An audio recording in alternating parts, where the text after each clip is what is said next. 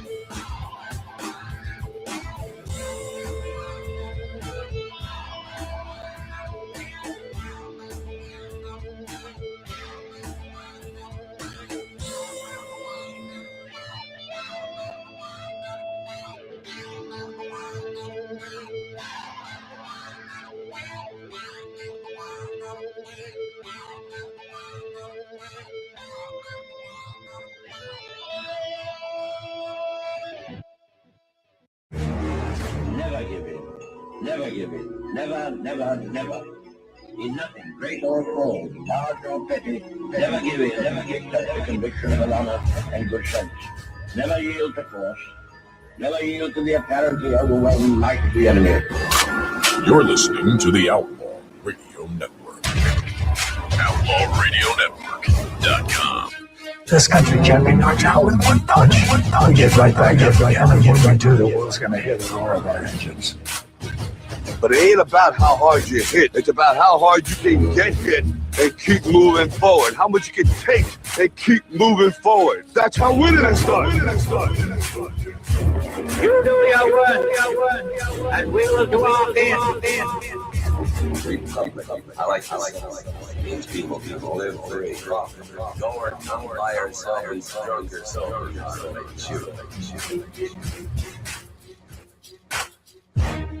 Are you ready to be who you are? No poetry, just a straight answer. The government has deliberately sought to deceive the United States by false statements and expressions of hope for continued peace. We are men of the Lord,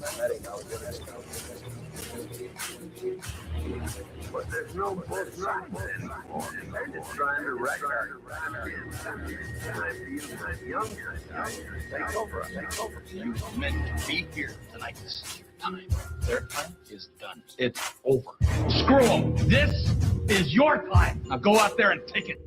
If you guys don't start thinking as men, we're gonna have a lousy country. For the crimes of incitement to cause unrest, I declare to be an outlaw! All right, everybody, it is the Outlaw Radio Network for the 4th of January, 2026, the first show of the new year. Yay! Welcome to the show, folks. We appreciate you for being here. We'll get the banner off. There we go. K-Dog, Beals, Black Tom, Lord, Hi. the CEO, is here. Hello. St. Paul will join us later in the show. In just a couple of moments, Frank Aquila will join us.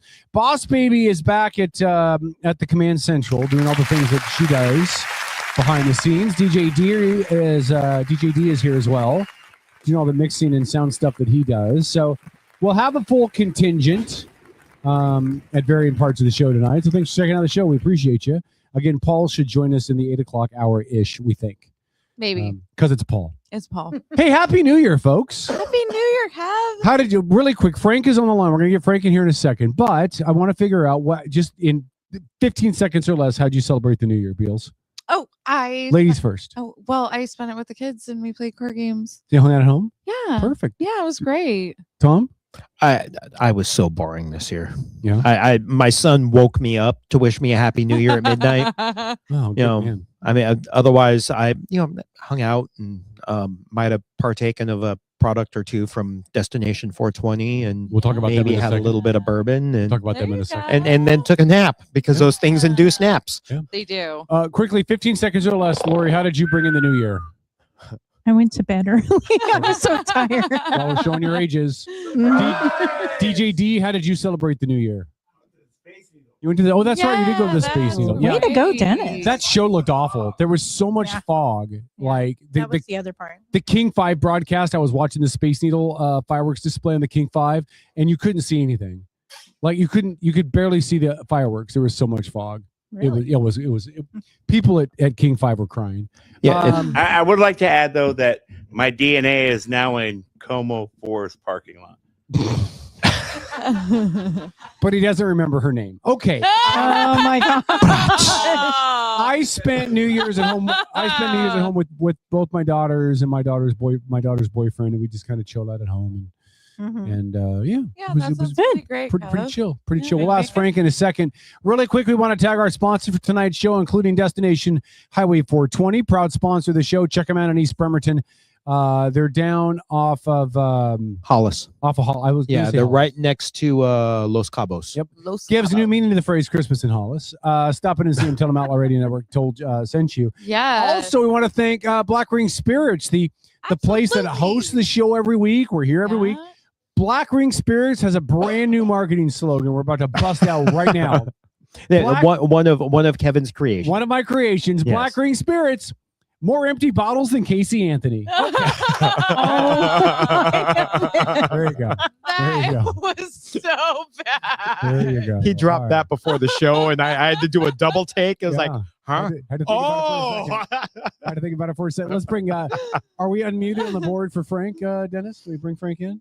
Yeah. All right, let's bring Frank in. What up, Frank? Well, Happy New Year to you guys. How are you all doing? Happy New Year, Frank. Happy New Year. Frank Aquila, our conservative insider, author of the book, Sarah Palin, out of nowhere, the longest tenured guest on this show, good friend, and a wife who's an amazing cook, man. Good to see you. Before I ask how you celebrated your New Year, did you get the Casey Anthony joke? Did you get that? No, I did not. No, she was the one that killed her little girl, and her little girl were missing. So Tom's got more unused bottles than Casey Anthony. Oh, okay. He Yeah, killed the yeah. bottle. Killed the bottle. There's no off button on the Genius box. Frank. There you go. Hey, how did you spend your New Year before we get to politics stuff? How did you spend your New Year, bud? What'd you do? It was very uneventful. My wife and I, we sat back, watched TV, and we're kind of on the outskirts of the city and kind of in the country a little bit. And it was really quiet, so that we didn't realize midnight had struck, and it was 7 minutes after midnight. And I told my wife, "It's after midnight. Happy New Year." So Wow. it was quiet and it was enjoyable. Nice. Well, that's really awesome, man. great. Well, happy New Year to you and your wife and all your kids and the whole fam, man. It's thanks for your continued support of the show, and kicking off 2026 with you is the best way to start it. There you go. Frank, we have to start with the obvious story over the last couple of days. I have a feeling you and I are going to disagree a little bit, and we're going to have a civil conversation like we always do. Trump sent forces into Venezuela, unless you talk to Paul that he pronounces it completely incorrectly. Totally incorrectly. It's horrible. But Trump sent forces into Venezuela. Obviously, President Maduro and his wife taken into custody. They've since been returned to a National Guard base in Virginia, where they're going to stand charges. It seems really murky, Frank, about the long-term prognosis for American troops in Venezuela. What happens to the oil? All of that stuff we'll discuss shortly. But what were your thoughts as you heard over the last couple of days about Trump's actions in Venezuela? I would say very, very much strategic, to the point of brilliance. A way they were able to get in there, take out the president of Venezuela, basically a terrorist himself, and not lose any troops. And basically, there was some firing upon one of the helicopters, but that the helicopter was able to get back, and that is the ultimate success when you're able to do this. Now, I look at those that are out there protesting. The people of Venezuela are waving excitement, and they are celebrating because this guy was so horrible to their people. And Venezuela was a good country a long ago, but the people have been there suffering. The bad people that are in that country, the gangbangers, the people in the asylums, the mental institutions. Maduro just got to go ahead, and he had those people shipped off to America for 4 years when the border was wide open. So we had so many bad people in our country. Trinidad, Agua, they were in here, and this was just very bad business that we were dealing with the Venezuela. But you know what? There's a lot of key factors that a lot of people aren't paying attention to. Not at all. There are those that want to say, "Hey, it was about the oil." Well, that was a lot of the American equipment that was there. That was actually taken, and we were able to get that back. So there's benefits. And President Trump has been very smart about things. He stated, even with when we went to war with Iraq a long time ago under President Bush, that we should not be flipping that bill. We should have took part of their oil to pay for things. And so that's been his thoughts on things. Hey, when we're going to go ahead and do something and liberate a country, you know what? We're going to go ahead and use their resources to pay for that liberation. Now, there's a backdoor reason of getting into Venezuela. You could use the oil as one of the reasons. I have to say, China is probably one of the main reasons why we went over there as well. The Chinese government is, and Trump talks about the Monroe Doctrine. Well, Monroe Doctrine was as you're a scholar there, Kevin, because you've done a lot of studying. You're a straight A student in college. That's right. I'm a constitutional scholar, Frank. Wow, thank you for reminding me. I appreciate you. Thanks for that. I love you very much. You don't have a political science professor sitting right next to him or anything. I don't know. Have you ever told him that? Have you ever told him that you're a political science professor? Because I don't know if he knows that. I don't know that I've told him that. So, Kevin, you can probably explain the Monroe Doctrine, right? Mm-hmm. Go ahead. Yeah, explain that. So the Monroe Doctrine was basically foreign policy enacted by President Monroe that basically said that any foreign intervention in our hemisphere was going to be met and resisted and dealt with by the United States. That we were going to dictate what outside governments were allowed to do in our hemisphere, and if they were acting in a way that was against American interests, that we would intervene. Now, that's a very good summry of it. Thank you, sir. I'm a constitutional scholar. What country right now has the biggest influence outside of the Americas Mhm. What country has the biggest influence into the Latin America? China? China. Absolutely. China has made a big part of placing ports all throughout Latin America, Mhm. all the way into it connected with Venezuela. Also, you have Russia connected to Venezuela. You have Hezbollah. I think there's an island off of Venezuela called Margarita Island, and that's where Hezbollah actually has a training facility. So you have all the drug cartels that are down there. Lots of drug cartels, and China brings their fentanyl into Venezuela, and they're able to channel it into America. Now China wants to have global positioning throughout the world, and you got to think about China's not only doing that. You heard President Trump talk just in this last 6 months. You remember him talking about going and taking back the Panama Canal. Yep. That is also an area where China has ports. They have ports all throughout the southern and the Latin America for control. China is the biggest threat, more so than Russia, I believe, in world dominance. And they're very smart people. China's very smart. One thing that they've just done, as you know, there's a silver shortage. China is hoarding all the silver, and they will not allow any of their silver to be exported. And you know, silver is conductor for multiple things, from AI to solar panels to military intelligence. You need silver. And so they're basically saying, hey, we realize there's a silver shortage. We're going to go ahead and save the silver. So you have a lot of things. Another factor for the whole thing about going into Venezuela. You remember the 2020 election. You remember talking about the Dominion voting machines. Well, guess where the server is located? Right there in Venezuela. Really? Yes, the server for the Dominion voting machines was right there in Venezuela. So if they get hold of that server, they're gonna be a whole lot more information on the 2020 election right there.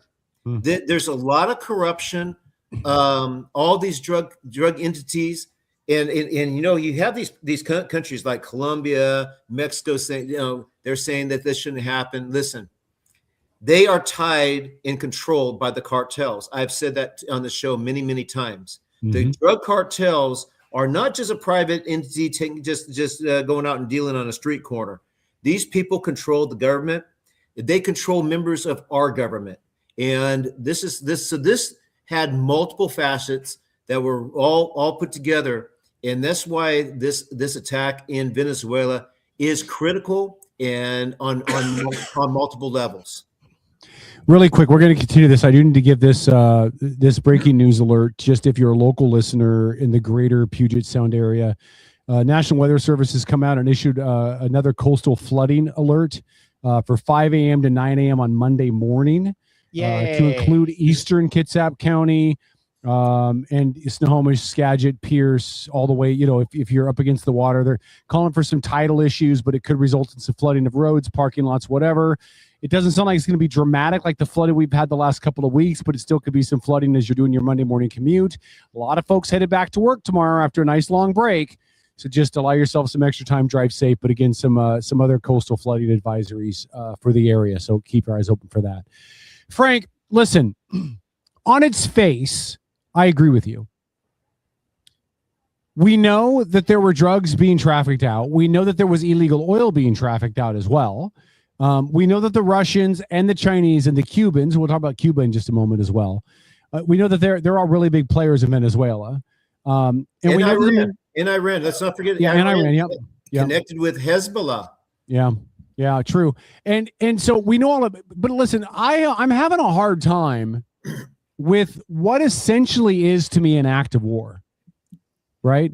We sent U.S. troops, planes, incurred damage, blew some stuff up, essentially abducted a foreign leader, whether or not he was appropriately elected or not, because there's a lot of questions about the legality of that last election where Maduro maintained his office. The 24. Yeah. So there's a lot of questions about that. But man, I think it sets a really dangerous precedent, right? Like, we can't send troops in everywhere, anywhere around the world. We just got out of Afghanistan and Iraq finally after losing how many tens of thousands of troops and wounded and wasted money and gear and supplies. If this turns into a long-term occupation, if this turns into U.S. troops in Venezuela for a long time while they fabricate or figure out the new government, does that change your mind? That's a good question. You know what? It'd have to be on a case-by-case basis. I think what President Trump did was very smart in the sense that he labeled these drug cartels and these gangbangers, Trinidad, Aragua, the MS-13 terrorist organizations. When you have Maduro, that's what he was involved in. He liberated a country. Mm-hmm. Now, I get what you're saying. Act of war. Unfortunately, we're in a different time of Congress. Usually, a president could go to Congress. He could talk to them about declaring an act of war or tell them what their plans are. And we have so many traitors in Congress that can't happen anymore. Whether this goes to the constitutionality level, I have to say, if Congress was aware of what was going on, they would have leaked that to news outlets. They would have leaked that to Maduro himself, his military. We would not have been able to do this successfully. We would have had casualties. So if I'm going to bite one bullet over another, I'm going to bite it on the secrecy of going in there, not and call it just a military conflict. Not an actual war, because we're not declaring war. We were in there for 8 hours. Hopefully, though, Kevin, to your point, I hope this does not drag out into something that's going to be worse. And I think the way precise and the precision that President Trump has relied on the military leaders, very smart military leaders, I'll remind you. Right. I'd have to believe that they do have, and they have already established an after plan of what they're going to do, how they're going to do it. And I have to say that they have done this with precision.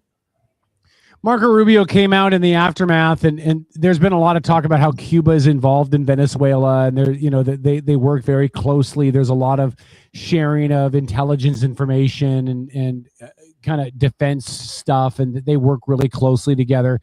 Hold it. Cuba has defense. Well, they have a rowboat. They do. They don't have much of a defense, but they do intelligence gathering of their own. They do some of that. Carrier pigeons. Again, I'm just telling you. I'm telling you what the reports are. You smartass. But Rubio came out and said, "Hey, if I was Cuba, I'd be concerned." Does this run the risk of becoming a wider regional conflict? I mean. No. Cuba to me, man, is like a non-starter. Like, there's nothing in Cuba for us to get involved in. The only thing they send us are refugees. Like, there's no drugs coming out of Cuba. They're not a risk to anybody. There are good cigars. Just before I actually came on air, President Trump was actually speaking to reporters on Air Force One, and the comment about Cuba came up. And the way he responded to that, he says, "Hey, I think that country's going to fall apart on its own." He goes, it's just like sitting back and watching a bad game. They're falling apart. Maybe they're the Raiders of the Lost Ark of the countries out there. I mean, they're really.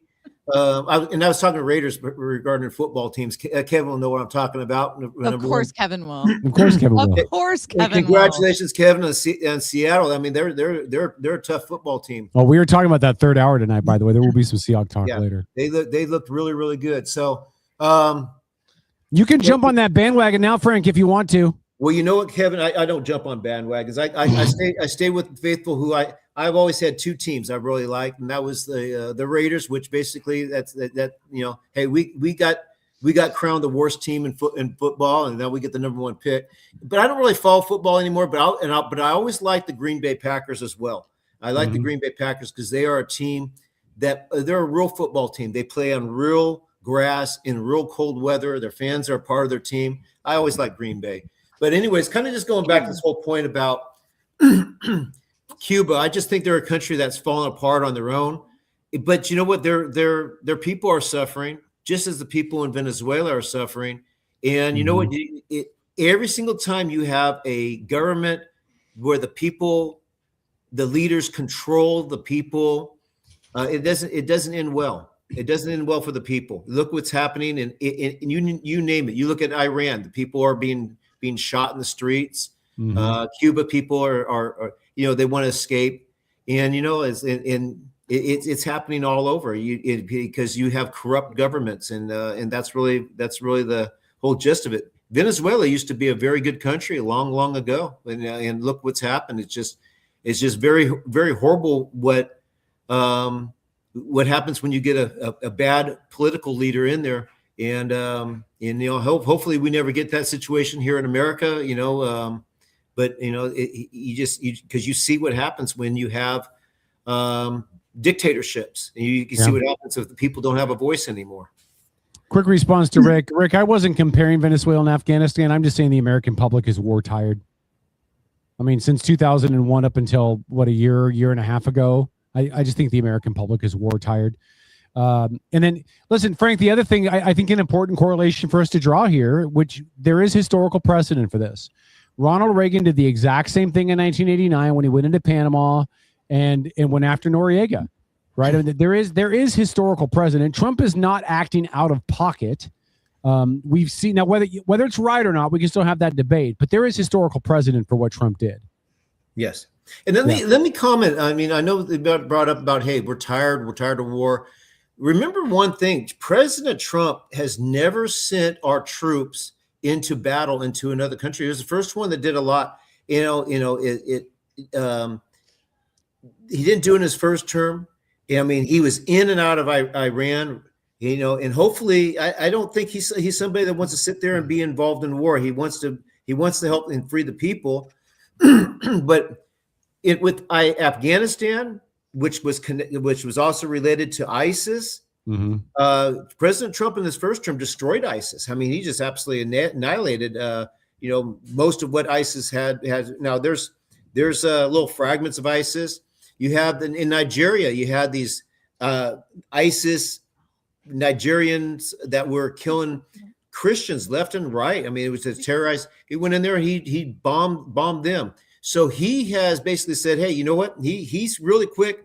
Every single week, he's really good for news because there's not a dull moment with President Trump. He's playing chess in one hand, he's playing checkers on the other, and he's winning multiple times. He's got the Democrats defeating everything that's wrong out there. I mean, they have to defend it. They're defending now Maduro, who's they want to say, hey, no king's protest out there against President Trump, and yet President Trump took out a guy that was a king that was annihilating his own people. So he had the Democrats defending the drug boats. Oh well, they need to go ahead and have constitutional rights. No, they don't.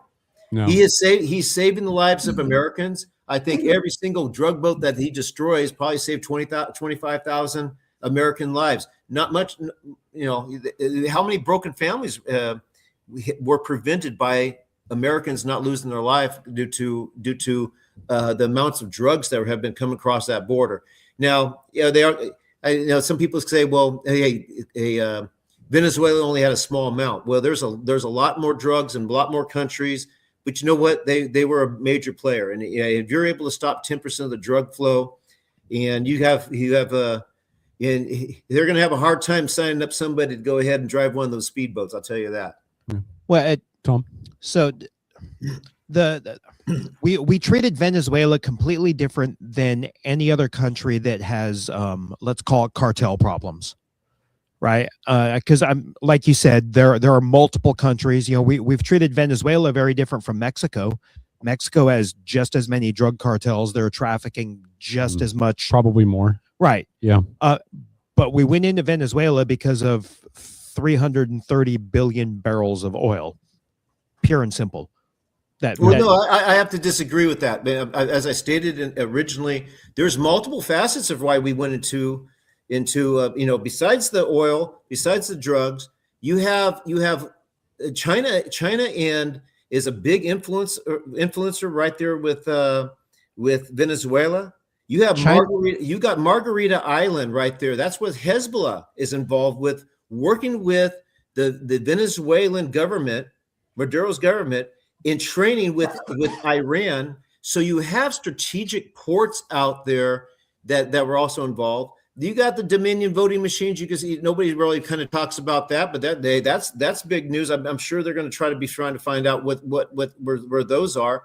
But there's a lot of facets that are involved with that. Then you have the people in Venezuela. They've been suffering a great deal. So yeah, you could I know that there's people that want to just say, hey, it's the oil. It's the drug cartels. I think there's a lot of things that really kind of the stars all lined up. Hey, you know what? You could pick your pill and say it's this reason or that reason. But I think there was multiple reasons. China imports between 70 and 80% of their energy, so their influence in the Western Hemisphere is pretty minimal. They're in Venezuela so that they can import oil through BRICS, right? Yeah, right. Because China is very, very energy dependent on the world, which is why they will mind their P's and Q's. Which is why I'm not afraid of China whatsoever. Right. Yeah. If you're able to go ahead and actually look at how many Chinese ports are in the Western Hemisphere, you'll actually see there's a lot of Chinese ports. Like I said, I mentioned earlier about Panama. They have ports. They have ports throughout all of the Latin America. There's a lot of Chinese ports, and so China has a lot of influence. We talk about the Monroe Doctrine. So this is really a wake-up call to China, allies with Russia. I mean, Trump's putting everybody on notice that he's the one in charge, and you know what? He's using his capital, but you know what? He's also gaining capital in return. And I think that's great. Just really quick, just for context, according to the Center for Strategic and International Studies, they have identified 37 ports in Central and South America that are tied to Chinese companies. So just to give some hard numbers of what Frank was saying. Sure, I mean that's gonna be part of their import-export business, or something. Yeah, it's just global trade. Yeah, I'm still going back to the fact that I agree with Lori. We went in there because we had a collections of debts to happen, and then we need to go back to Afghanistan too, because we've got we're not there yet. Worth of Can stuff. we just deal with one at a time? We don't need to jump into every single problem. Frank, they're going to spar. They're going to fight, Frank. They're going to fight, and we're going to upload it. And I don't think Afghanistan has anything to offer right now in terms of payment. I'm pretty sure they. Yeah. Okay. Biden's already given Afghanistan but I'm pretty away, sure they already had their fun with it. I mean, I don't know if we want it back at this point. I don't think There's so. probably goats jumping around it. Sure. No, I mean, like if nothing else, it should have been scuttled. Yeah, I mean. So hold on, so let's ask this question then, Frank. So we've dealt with Venezuela for the number of reasons that you've listed. If you're Mexico and you're waking up tomorrow morning, what is your level of concern regarding the Trump administration and their relationship with cartels? And because I think we all agree there's more drugs coming out of Mexico into the U.S. than that is Venezuela. There isn't necessarily the issues with Chinese ports, I don't think, in Mexico, right? But there's some other issues. If you're Mexico, are you concerned? Well, Mexico, again, because they're tied, the government's tied to these cartels and controlled by the cartels.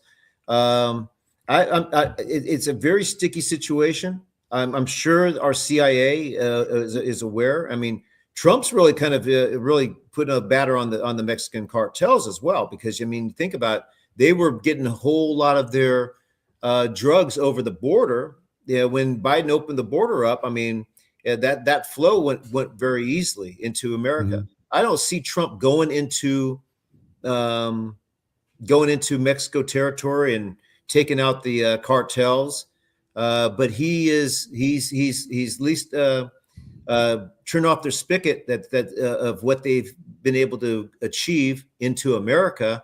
And I but I don't see us putting boots on the ground in Mexico at all. There's no oil there. No, there's a lot of oil in Mexico. Yeah. Well, it's not about oil. To me, it's about picking and choosing your battles. Yeah, and as I said, there was multiple reasons to go into Venezuela, and they started out with those drug boats that destroyed that. Yeah, and when they went into Venezuela, you know what? They knew where those drug cartels were located, and they got themselves a nice friendly a missile right at them right when they went in as well. Stopping the drug boats coming into the country, I think, was the line. And as soon as we stepped into Venezuela, it's no different than the weapons of mass destruction in Iraq with George Bush. It's the same thing. Here's our excuse, but we're going in for the oil. Yeah, we'll have to see what happens with the oil, right? I mean, like Frank, well, I got to disagree on that too. I mean, you know what? I wish it in Iraq was about the oil. When we went into it absolutely Iraq, was. No, weapons of mass Iraq, destruction. we should have taken the oil. Matter of fact, President Trump, they have an old interview with him, and he said, "Why did we go into Iraq, and yet we didn't take anything? We basically spent all of our capital." But we liberated that country. What we should have done is we should have took some of that oil. We should have said, hey, you know what? We're paying ourselves back for going into this country. And because we liberated this country, we're going to go ahead and take some of that capital. And we didn't. Yeah. And the oil argument to me is, I mean, look, let's be honest, right? If you invade a country, to the victor go the spoils. Right. I mean, if you have to go into, I mean, that's just the way that war works, right? I mean, it should. I believe it should work that way. Yeah. That's how every civilized nation has ever waged war. So but, I mean, but this wasn't a war. Well, because a war involves we the people. The people say we want to go to war. Well, hold on. I completely disagree with you. I don't think we the people have any say about whether or not we get involved militarily anywhere. Well, that's the point of Congress declaring war, though, because they're a representation of the people, albeit a shitty job they're doing. But don't get me wrong. But you're talking about the legal definition of war, and I'm talking about the reality version of war. Vietnam was war. Korea was war, whether Congress declared it or not. Right. Those were wars. I mean, it was combat. Yeah. So I mean, a fight's a fight. Yeah. Frank, and we're going to continue this conversation with Paul in a little bit when Paul joins us at the top of the hour. I do want to segue off of this just because there's one other really big story going on. And I saw this great meme that it relates to your Raiders, actually, Frank. It had a picture of Geno Smith on the front, and it said, "You think the Somali daycare crisis is horrible? Geno Smith was able to cheat the Raiders out of $75 million." So let's talk about the Somali daycare thing, man. This is the weirdest story I've ever seen in my life, because 10 days ago, we weren't talking about this. An independent journalist does independent journalist stuff without the left-leaning media over his shoulder telling him what he can or cannot talk about and can or cannot investigate, blows this thing open, and now... And my initial thought was, well, this is stupid. This is just an independent guy making up stuff for clickbait.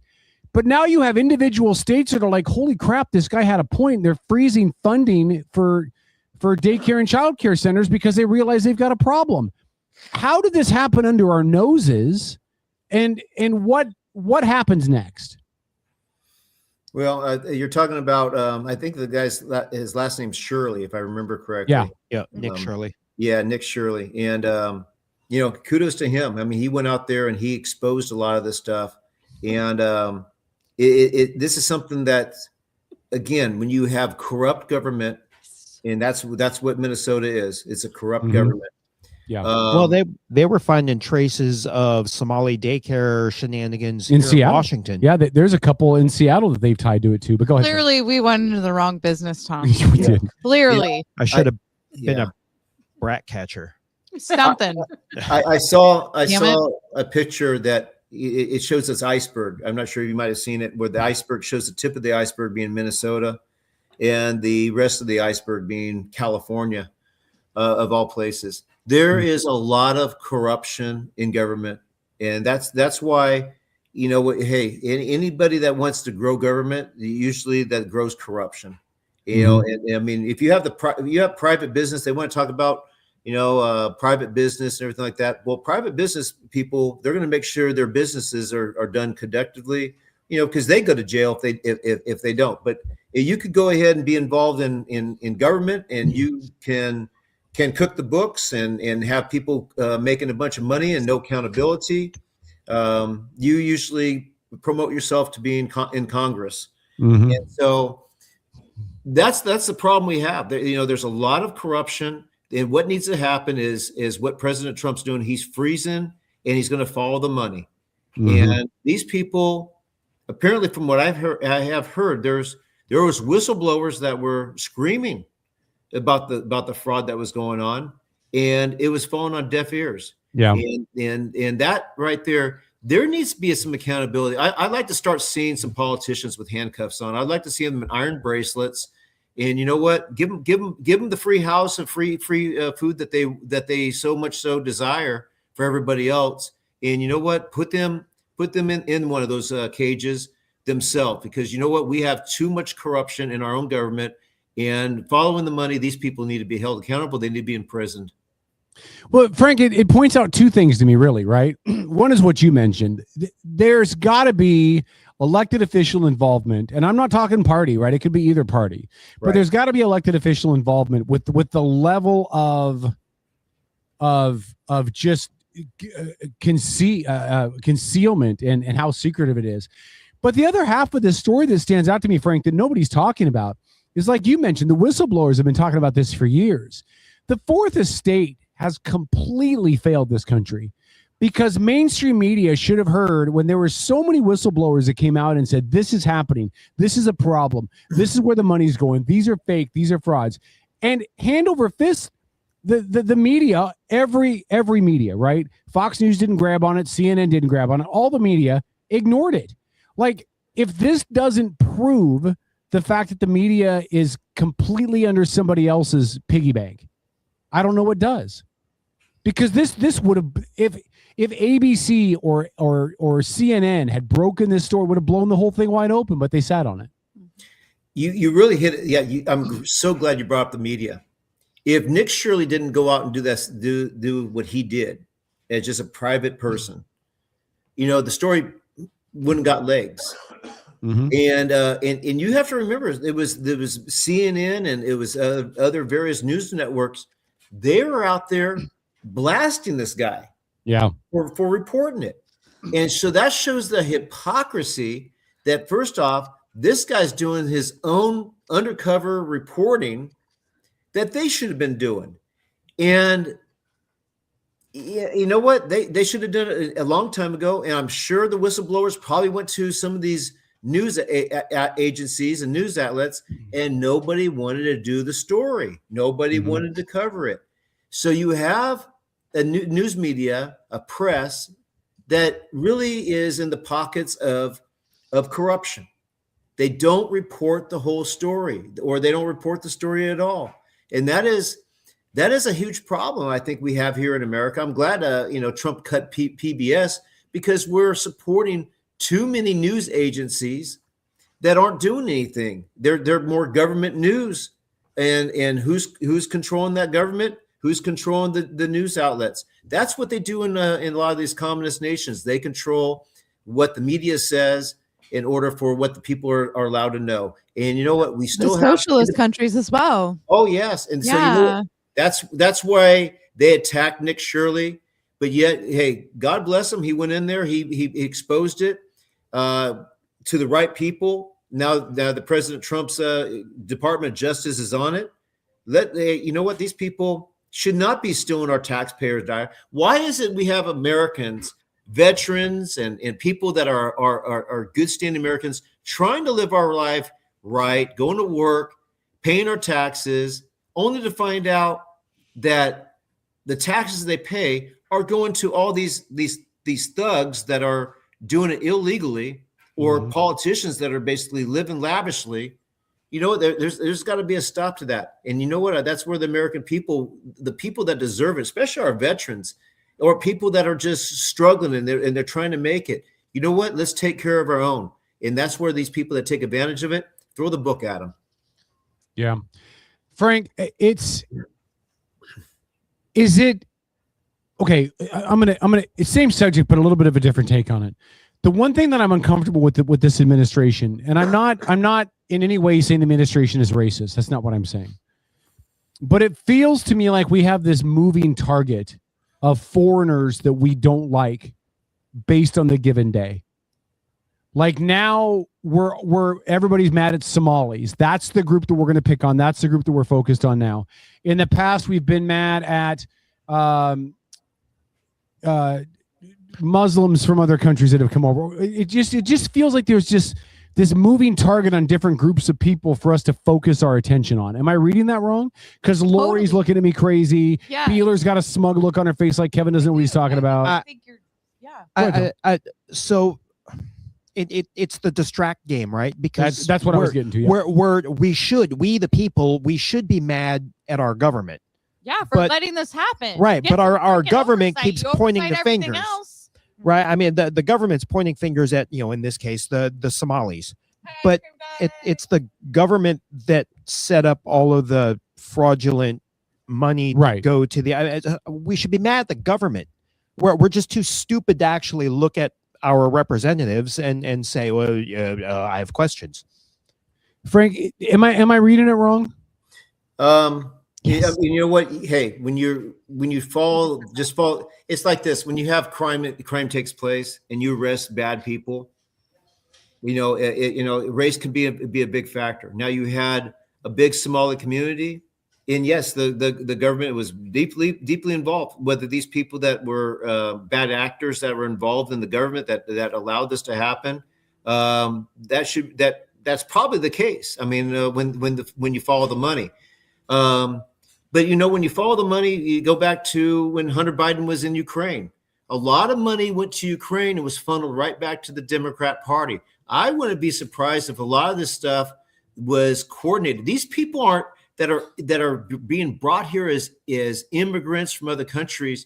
I do not believe they're that smart and that sophisticated to kind of set this all up. I really believe there had to be some sort of back channel. There's somebody getting the money on the back end. That they're saying, hey, we'll give you this, you kick back this, and you know what? So you know what? That's why I said for every bad individual from a particular country that's involved in it, there is somebody at the back end that's been pocketing some money, and that's where some iron bracelets need to be put on those people. Yeah, fair enough. Frank, we love you, man. We appreciate you. Thank you so much for joining us. We'll talk to you again in February, right? It'll be February 1st. Wow. Okay. Look at that. Let me ask you this: when's the Super Bowl? Oh, that's a great question. Hold on, I'll look think right it's now. the 8th. It might be the 8th. The Super Bowl used to always be in January. I remember but now this with all the expanded playoffs, it probably would be the 8th. Yeah, it'll be February 8th, and we'll get you to make a prediction on the show with us on that show on February 1st. Fair enough. Let's look Awesome, forward man. to it. Hey, listen, again, man. We'll see if Seattle makes it right there. That they look like they're a pretty good team. By the way, did you know that there are some Democrats have set up shops where people can trade in their Palestinian flags for the Venezuelan flags now? Did you know that? I'm not surprised. You know what? George Soros is involved in a lot. Hey, you always get these protesters, and all of a sudden they have all these nice, clean shirts and signs. Who's funding all this stuff? And what's funny is they're out there protesting, but yet the people in Venezuela, hey, they're setting off fireworks. They're so happy. So it's kind of crazy. What these people protest all the time. Yeah. Well, somebody's got a lot of free time and a lot of money to throw at it, man. That's what it sounds like. Frank, I appreciate you, man. Happy New Year to you and your amazing wife. Thank you so much. We'll be in touch. We'll talk next month. All right, you guys all be safe. Nice being with you guys. There you go. Frank Aquila, author of the book Sarah Palin Out of Nowhere, conservative insider, longest tenured guest on this show. Frank, actually, you haven't left yet. When did we start talking to you? Do you remember? Was it 2010? Yeah. Well, it had been 2011. 2011, right before your book came out, right? Right. Yes. Yeah, 2011. Dude, 15 years. Kevin, you know everything. That's so impressive. I know everything. You know everything. I'm a constitutional What are you doing? scholar, Beeler. Zip it. He's not going to fit out the back door. Frank, we love you, man. Hey, love you all. What are you doing? You guys Bye, take Frank. care. Bye Love you, now. buddy. Talk soon. There goes Frank. All right. Frank Aquila, again, good friend of the show. I love that he comes on and spends time with us. He's so knowledgeable in a lot of this stuff. We'll talk with him again on February 1st. We're going to bring Paul on in just a second. Why are you giving me that look? Are you mad that he gave me props? Someone's got to give me props on this show. You certainly don't. No, I'm just easily dismissed. Can I have my glorious song, Dennis? No, Dennis. Yes, let me have my glorious song. I'm not Dennis. I'm not no, gonna bring Dennis. Paul on Dennis, until after I respect, play it because respect my birthday, Dennis. For Kevin. Mute their microphones. Give me my Dennis, moment. respect my birthday. No, Give me my moment. Is it today? No, it's this week though. Okay, then next Sunday we can respect your birthday. Thank you. No, we're gonna tell her happy birthday right now. Okay, mute their mics. Just leave mine on.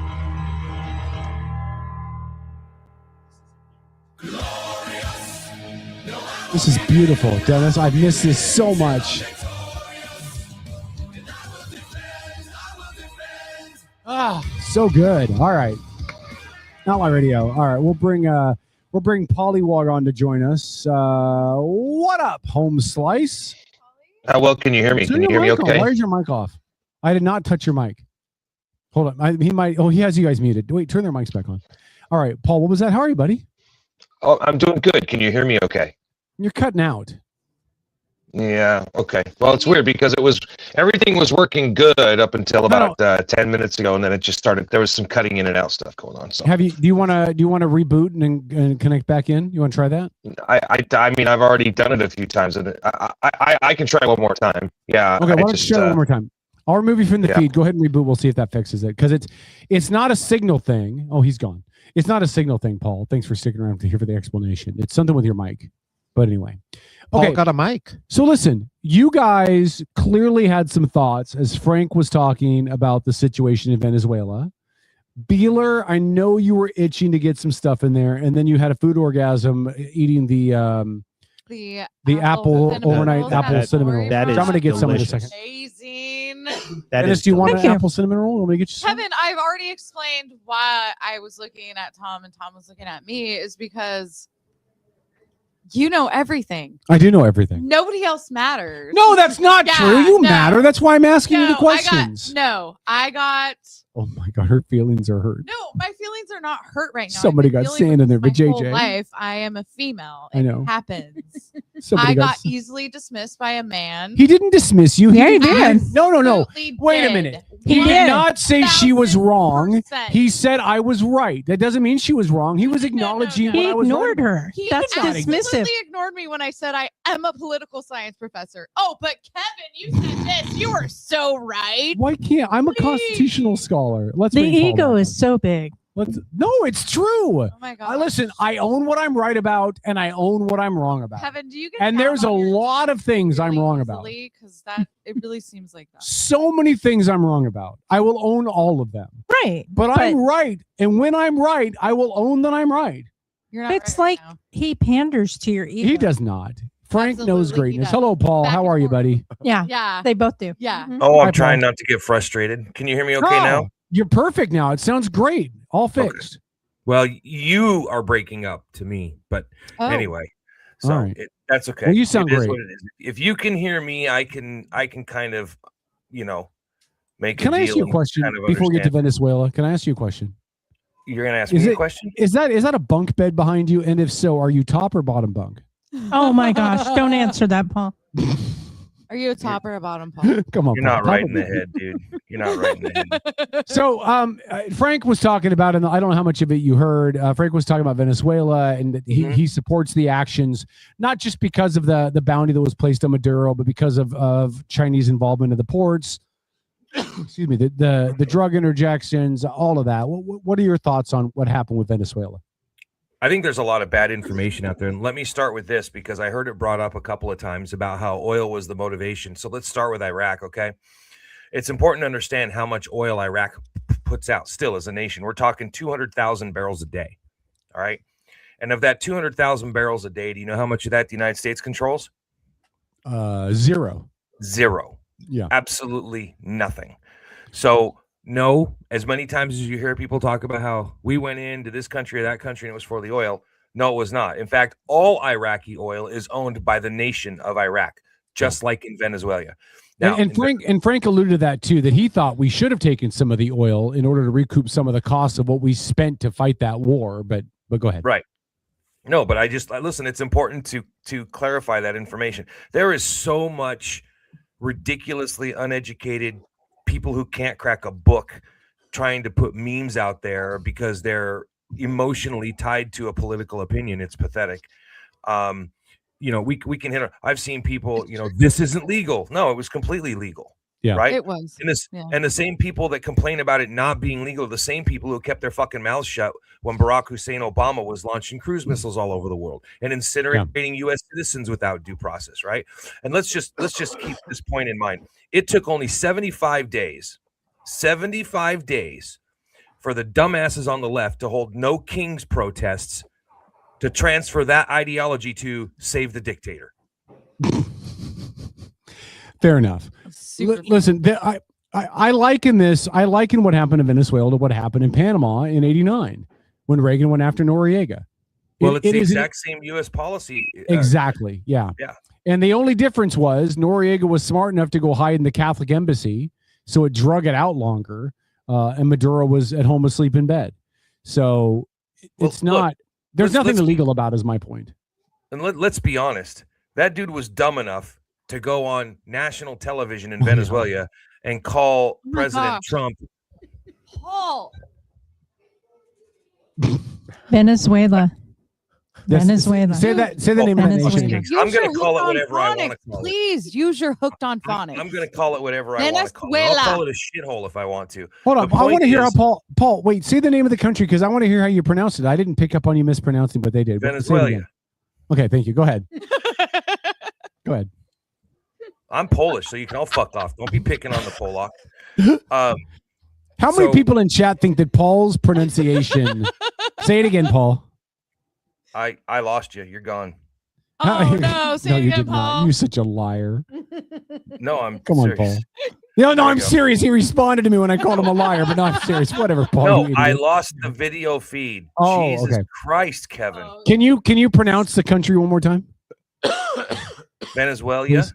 Thank you. For those of you in chat, if you think his pronunciation is correct, please say so in chat. Go ahead, Paul. And for those of you in chat, ask yourselves how many of you ask yourselves, who thinks I care? The point is still how many of you in chat knew where Venezuela was before this happened? That's the important question. Go ahead, Paul. Okay, you sure? That is a good question. Kevin. Yeah, I'm sorry, Paul. Go ahead. Just seriously hooked on phonics. Paul, come on, give it a try. Venezuela. Venezuela. There's no I final after the word. L to make it Venezuela. Look at Chickadee. I pronounce it how I pronounce it, and I don't care what anybody else thinks about how I Gulf of pronounce Mexico, Buddy, Gulf of Mexico. Call it what you want. I'm just trying to help you. It's okay. If you don't want my help, you could just let me know. I'm not in college for a reason. I don't need no more debt. Here's the point. Here's the point. It was completely legal, and I hear a lot of people flapping off at the gums who don't. I've seen people talk about the 25th Amendment and all this other crap, right? It's all bullshit. None of these people know what they're talking about. And no offense to everybody sitting there in the studio, but honestly, I give the professor more credit than anybody. I'm fairly certain she knows more than anybody else on this topic. But thank you so much, Paul. That really made me feel better after our last guest. Yeah. Anyway, I'm not understanding you there, but that's okay. I listen. It's important to recognize a couple of things, right? Like the dude took Venezuela. They took them from one of the top 5 economies in the world to the bottom 10%. Yeah. Mm-hmm. Yeah. Yeah, and inflation down there was horrible. People were struggling just to be able to have access to food because of the inflation. The drug cartels were running everything, and Maduro was making a whole lot of money in Hip National Bank. Yes. Yeah. A ton. Yeah. But Paul, again, the only issue that I have with this is this, and I think Tom agrees with me on this, is this is an act of war. No, right? it's not. No, hold on. It's an act of war from the Venezuelan point of view. Whether or not the people are celebrated in the streets, whether or not he was duly elected, none of for Maduro. None of that matters. It's a different country with sovereign laws, sovereign borders, sovereign rules, and we cannot get involved in every single. Except he was indicted in a judicial system, and he was brought in on a criminal warrant. Okay, so let me ask you a question. Let's say that Venezuela tomorrow. Maduro's probably happy he's getting 3 square meals. Oh, did you see him giving thumbs up in the video cameras and telling people Happy New Year? Yeah. If it was a law enforcement action, then it should have been the FBI that went in and picked him up. No. I'm not sending the FBI to get him. I'm going to send troops in to blow stuff up. Not do that outside of the United Yeah, States. FBI is internal. CIA would have been. CIA. Okay, CIA then. But I mean, the United States Army is not a police. You guys are force. wrong. You're all I'd have fucking sent- wrong. It was a I'd have sent Team America in there. CIA and Did Go ahead, any Paul. of you bother to military. look at the photograph of Maduro while he was under arrest? Any of you? No. Did you look at that picture? No. oh my gosh, because the there's guy to so his much left AI said out there. I don't know which DIA is right across. real. Hold on, Paul. I Go saw ahead. him looking like Snoop Dogg in one picture. Paul, go ahead. I mean, it's true. The point. Paul's losing his mind. I don't even know what you said. You said it sounded like garbled nonsense. The point I sorry. was Because it's a making was girl that if talking anybody politics. looked- but go ahead, Paul. Oh. Uh-oh. She has access to sporks. Just kidding. Uh-oh. I was just playing. Don't hurt me. Uh-oh. Uh-oh. Hold on. And Let now me you ask a know. question. Let me ask a question then. So Venezuela issues an arrest warrant tomorrow for Trump for incurring into their airspace and kidnapping the president. And in the middle of the night, Venezuelan secret forces abducts Trump and sends him back That to would Venezuela never to stand happen. trial. That They take him back to would their never rowboat. Yeah, take him back to their rowboat. happen. Dead. But that would be the exact same thing, right? I mean, just because Because we have better people protecting our president. no, than they just do. because our court system doesn't have credence in Venezuela's court system. We didn't file anything with the Hague. I understand that people want to say, well, the U.S. issued a warrant for him. That doesn't mean squat once you get outside of American borders. It just doesn't. Are you kidding me? No. Okay. International law. And unless Venezuela chooses to extradite their leader, which they won't do because he would was the have been leader. his choice. Yeah. Yeah. Well, whatever. They went in. They got him. We're yeah. good. Well, it technically, I still see it. I lose. It's something? about Oh. fucking time we started walking with Oh. our big stick again. That's all I got to say. Paul, what were you going to say? I was going to say, y'all are still completely wrong. First of all, like I said, you didn't look at the photograph of Maduro when he was arrested. The man standing directly to his left had a big patch on his jacket that said DEA. That's first and foremost. Drug so if you enforcement. talk about yeah. how it wasn't a law Okay, enforcement they were there action, I don't know too. what They you'd often call it. Jesus collaborate. Christ. No, don't talk over him, Beals. Go ahead, Paul. The second thing was that the charges that Maduro faced, first of all, he hasn't been convicted of anything. He hasn't been convicted in absentia, okay? But Right, there he's were gotta be charges on it. filed by the Southern District of New York. They were conspiracy to commit narco-terrorism, corruption, drug trafficking, and weapons offenses, okay? The other one was by the International Criminal Court for Crimes Against Humanity, okay? And that's So why they they had, could go in. the United States had the backing of the UN to go in and do this. It's that simple. No, okay, that's it. I didn't know that. I didn't know that tidbit either. Yeah, that's interesting. All right, we're taking top of the hour break. We're gonna let people go use the restroom and clear out their little bladders. And we come back, we'll discuss this a little bit more. There's some other state laws that went into effect on January 1st. We're gonna talk about those as well because some of them are laughable. Some of them are absolutely laughable, but none of them will restrict Tom's ability to sell alcohol. I was gonna say, do I want to chew my own tongue out now? No, you're actually safe this year. You're good, Tom. Maybe This next year. We'll see. All right, Outlaw Radio, stick around. Hour number 1 is done. 5 more hours to go. We're back after this. It's Outlaw.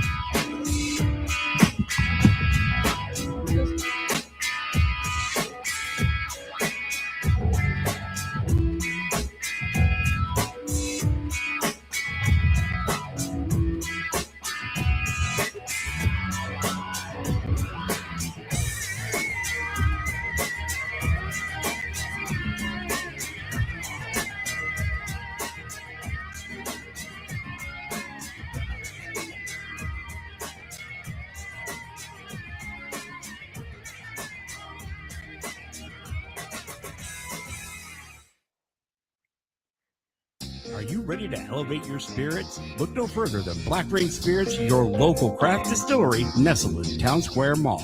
Indulge in the smooth richness of our handcrafted spirits, meticulously distilled to perfection. Whether you prefer the bold kick of our bourbon or the subtle sophistication of our gin, Black Rain Spirits has something for every palate. Visit us today at Town Square Mall and experience the essence of true craftsmanship. Black Rain Spirits, where passion meets perfection, unconventionally traditional. This is McGruff the Crime Dog, and I need you to help me take a bite out of crime. Another teenager fell victim to fake pills. Smells like big crime that needs to be stopped. Where are these pills coming from, and how are kids getting them? Right from under our noses, crooks are targeting kids on social media and selling them counterfeit pills that could seal their fate with the click of a button. It may seem harmless, maybe it doesn't even seem like a drug deal, but it definitely is. So before buying pills online, think about this. Should buying prescription pills be that easy? Think these pills are tested and safe? Think they're the same ones you get from a doctor? You know they're not. Did you know that many fake pills contain fentanyl? And an amount small enough to fit on the tip of a pencil can be lethal. Listen, before buying pills from social media, think again. Learn more at mcgruffpsa.org and go for real. Brought to you by USPTO and the National Crime Prevention Council. On a recent episode of the Outlaw Radio Network, Some of our listeners even appreciated you dumbing it down for them. So, on behalf Sometimes of Paul, I have to thank you. mansplain for people like. By the way, mansplaining is when men explain things to a woman in a condescending tone. I just mansplaining. That's the Outlaw Radio Network Sunday nights at their new time from 6 to 10. Admin a la carte are specialized local experts committed to helping you run your small business. From general admin and sales support to marketing, digital media and technology to real estate and compliance, Admin a la carte's only goal is to take your business to the next level. Find out how Admin a la carte can elevate your business. Visit admin-alacarte.com for more information. That's admin-alacarte.com. Admin a la carte. Your business doesn't fit into a box. Why should you have to? Nobody had to tell your grandparents not to drive while using their typewriters. Why should it be any different for us kids and our cell phones? Distracted driving was the cause of more than 3,000 deaths in 2022. Come on, we're smarter than this. Let's put down the phones and focus on the roads. Drive safe, everybody. Don't drive distracted. A message brought to you by the National Highway Traffic Safety Administration, Project Yellow Light, and the Ad Council. Get your popcorn ready. It's the Outlaw Radio Network. It's the Outlaw Radio Network. It's the Outlaw Radio Network. It's the Outlaw Radio Network. All right, Outlaw Radio. I know I made some people mad with my joke at Beeler's expense. I was just being funny. Put away the angst and the anger. It was just a joke. But don't you get upset? I don't get upset about anything. Yeah, you do. I do not get upset about. Oh, the only yes, time you I get up, the only time I get upset is when people talk about me like I'm stupid, right? Like if Paul makes a comment that makes me feel like he's insinuating I'm stupid, I'll get my hair up for that. That's not true. You call me mean all the time. You say I'm being mean to you. Well, you are mean all the time. I don't get offended. But you acted offended. I don't get offended. My feelings might get hurt, but that's not offense. There's a difference. In your between defense, feelings Kevin, you haven't Yeah. broken a pair of headphones in many years. I know. And I also haven't broken an Xbox controller in many years. Remember, I used to chuck those things across the room when I lost? Really? Oh, God, yeah. That's expensive. Kevin, I want to make something very clear to all of the Trump supporters that are listening to the show. That's a very important distinction. We were talking about Venezuela and Maduro, because Trump has used the excuse of all the fentanyl coming into the United States. Now, fentanyl is the #1 killer of people ages 18 to 40, okay, in this nation. That's a big deal, right? Here's the problem with what Trump is telling everybody. There's almost 0% of fentanyl coming from Venezuela, okay? So the whole fentanyl thing, it's just not true. Now, cocaine and other drugs, yes, but not fentanyl. So this is why, at least for me and a lot of people that I've talked to, that the circles that I run in, think that if Trump is taking this seriously and he's going after the drug cartels, he needs to be focused next on the cartels in Mexico and Colombia. Yeah. So here's my question for you, Paul. Would you, because I'll even speak up front, I would totally support military strikes in Mexico against cartel. Now, again, I absolutely would. It's got to be really targeted strikes. It's got to be in non-civilian areas. It's got to be where you've got solid, unbreakable intelligence that those are cartel farms. It's got to have the backing of either the Mexican, Colombian, whatever government or the UN. So at this point, otherwise it's an act of war. At this point, I give two craps. We've asked the Mexican government for decades to do something about that drug. That's right. The drug route. And President Sheinbaum has denied. She said no. Look, and if your neighbor consistently pisses over your fence into your dog's water bowl, eventually you're going to take a swipe at his privates with a machete. Yeah, don't mess with my. Don't mess with my dog. I'll John Wick. Exactly, but that's all I'm saying. At some point, you tell Mexico, this is your last chance. If you don't deal with it, we're going to, and we're not trying to overthrow your government. We're going after criminals that you won't deal with. Disagree. You take that as you want to. Okay. Disagree. Okay. One, you go after the cartels, you're leaving a power vacuum in the country of Mexico, because the state governments and the federal government really don't exist without the cartels. They don't. They control everything. Yeah, exactly. Two, you're picking a war with China. China has their warehouses in Mexico where they do their final, whatever you want to call it, pharmaceutical concoctions of fentanyl. They ship the raw ingredients. They do the final production in Mexico, and then they bring it across the border. So if you do that, meaning the U.S., we're picking a war with China. But China will behave themselves because that's it. all on the down low. It's well known. It's been publicized in the Wall Street Journal. Yeah, it's well known, but politically speaking, it's still on the down low. And China still has to import water and energy and food. And I mean, they're still trade dependent. Look, I can handle China with one phone call.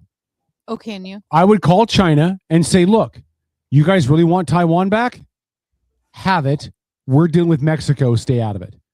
No. I don't give two craps about Taiwan. That is not our fight. That's not our fight. Yes, it is. It's not our fight. Policy, man. 95% of the world's semiconductors are made in Taiwan. And do you know whose fault that is? Ours. I know, because we didn't keep it in house. Okay, but Kevin, you want to get rid of your phone, your Xbox, your computer? No, I will. Do you want to go back into office to work because you won't have the ability to work from work remote?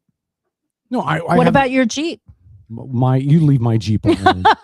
No, listen, all I'm saying is that if we're going to tell China, stay out of our sphere of influence, stay out of our hemisphere, how dare we be so hypocritical as to say, but by the way, we're going to be on your back door telling you what you can do. Like, you can't have it both ways. No, I get that. Yeah. So I get that. What I think what Trump should really focus on, Paul, and I want to get your thought. What Trump should really focus on now is getting semiconductor development in this country ASAP, where we're building our own semiconductors, doing our own work. We're not importing. We're doing it here. That's what they're doing right now. But it takes about 10 years to catch up. Then he needs to fast track that, like he fast tracked the ventilators and the COVID vaccine. I agree. I totally agree. Because we don't need to be relying on any country, especially countries that hate us, to get us what we need. But the other part of it is we are reliant on our pharmaceuticals here in the U.S. Yeah. Mm-hmm. Anybody that's on what you would call a chronic illness type medication, or anything that is, like even your birth control, something like that, all manufactured in China. Yeah, we need to bring manufacturing back here in the U.S. So many jokes I want to make. Yeah, I'm sure there are. I'd make everybody mad if I made this joke that I have in my head, but Tom, remind me to tell you later what the joke. No, just go for it. I know I'm not going to. No, I'm not going to. I have learned to draw a line about the jokes I can and cannot make. This is a joke I should not make. Okay. But I will tell you if you guys. But I want to hear it later. Yeah, I will tell you later. Yeah, the trouble, we can't afford to bring manufacturing back to the United States. Why? It's not it's not cost effective. Yeah, We can't afford not to, though. To be I honest. agree with that. Yeah. We have to have a you know how there's market corrections in real Yeah. estate. Mhm. We need to have a market correction in labor, I Yeah. guess. Yeah. If we were manufacturing iPhones and Samsung smartphones in the U.S., instead of them costing roughly $1,000 to buy, they would cost $3,500 to buy, because you'd have to pay American workers American wages. Like Tom's absolutely correct. Like it is not cost effective. And Right. at some point, Americans are going to have to make the decision. You know, we're buying crap made like crap from crappy places by crappy people that hate us. We're going to have to accept we have to pay more if we want to take away some of that power. Mhm. And we need American businesses, I don't know, Kitsap son, to stop sending jobs overseas and propping up those crappy places that hate us. But we can't have it both ways. Right. We can't have cheap stuff No, we can't. and be economically secure and self-sufficient. And yeah, Paul, what do you think? You were breaking up on me. What am I what do I think about? What? Ask the question. Well, it just gets down to the idea that we need to be doing more of this stuff, because like the argument with giving up Taiwan is about the semiconductors. And my argument is I got you. I heard the first part of that. Okay. Yeah, we screwed the pooch by letting everything get centralized outside of this country in the first place. NAFTA. Well, it's important to recognize it's okay that you don't think Taiwan is worth it, but we do have a defense treaty with them. Thank you, Paul. We are obligated. So whether you like it or we like it or anything else, it doesn't matter, right? So we will come to the aid of Taiwan under any circumstances. Having said that, I would much, if you gave me the option, defend Taiwan or get rid of the drug cartels out of Mexico, I'm going to say get rid of the drug cartels out of Mexico. Praise Jesus. Thank you. Having said that, right, it's and I understand people are like, well, it would be an act of war. I get that. I understand it. But let's just be honest. We don't play by the same rules as the rest of the world. We just don't, because we do things different. You know, we're the bad boy on the block. We're the big guy. You know, we carry a big stick, and it's a lot bigger than anybody else's. You know, we just went into a sovereign country and in less than 2 hours destroyed their air defense system, kidnapped their leader, brought him here to face justice. Yep. Right. So without losing with zero casualties. Yeah. Okay. We didn't even have any vehicles or aircraft damage or anything, right? Like we didn't even lose. We had all we lost were the bombs, right? We had one aircraft that was damaged, but it still returned. But listen, and if there's a lesson to be learned, if you're the leader of Cuba, or you're the president of Mexico, or you're Xi Jinping, or you're Vladimir Putin, something should have been taken from what happened in Venezuela to make you stand up and take notes, right? You don't call Trump a pussy and put it out on Twitter. You don't tell him, if you're coming to get me, I'm right here waiting. You know, you don't goad that man. Don't goad him, because he will fucking come after you. For right or wrong, his ego gets in the way. Like for right or wrong, it's because he has no control over his ego. Yeah, he's like a petulant 12-year-old. You know, he's like the biggest 12-year-old of the playground that wants to be on the teeter-totter and will take it by force if he has to. Paul, is this one last question for you on this, and we'll move off into some other stuff. Is this it in Venezuela for us? I mean, no, because do you have a concern about long-term occupation and setting up a puppet government and all of that, or is this kind of no? Look, there's going to be a concern there for a little bit, because you're going to have the warring factions that are there are two rival drug cartels, right? One of them was controlled by Maduro, the other one was controlled by somebody else. I don't even know who. But they would ride around on motorcycles and things like that. Look, it's not fair. It's an NFL football team against a JV team at the junior high level. Like it's just that different in the talent levels, and in the technology. We might run into some issues down there with thugs and criminals trying to do things, but it ain't going to amount to much. And 98% of the people that live there support what we did. So you're not going to have the average people down there rising up. And I've seen a lot of people on the left going, they need to make the legitimate ruler the vice president there. No, she was just as bad as him, man. Only difference was she didn't have charges pressed against her in the International Criminal Court, right? But she's just as much of a socialist as he was, if not more. So yeah, no, you don't take a failed won the state. election is the thing. Yeah, you don't take a failed state and put a socialist in charge of it. Things won't get better. I don't remember the name, but are you guys referring to the Nobel Prize recipient? Right. Yeah, I don't remember her name. The actual elected president of Venezuela. Right. Yeah, from 2024. Right. Right. Yeah. Okay. Yeah. Yeah. She should be president regardless of if she's a socialist or not, though. Like, Right. That's who they elected. Yeah. Mhm. Right. Yeah. That's how elections Well, work. And if- that's who and they if they're- elected. That's who they elected when they had limited choices to begin with. I think that now at this point, at least from what I understand, our primary benefits are to get their oil flowing again and to make sure, because that's how they generate revenue to fix their country, right? They need their oil revenue. Our oil companies that have $300 million or $300 billion invested in their infrastructure deserve to be able to make at least a little bit of their money back. So there are some things that need to happen. I don't think we'll be involved in there for that long, maybe 6 months to a year. And there won't be many U.S. people stationed down there, I don't think.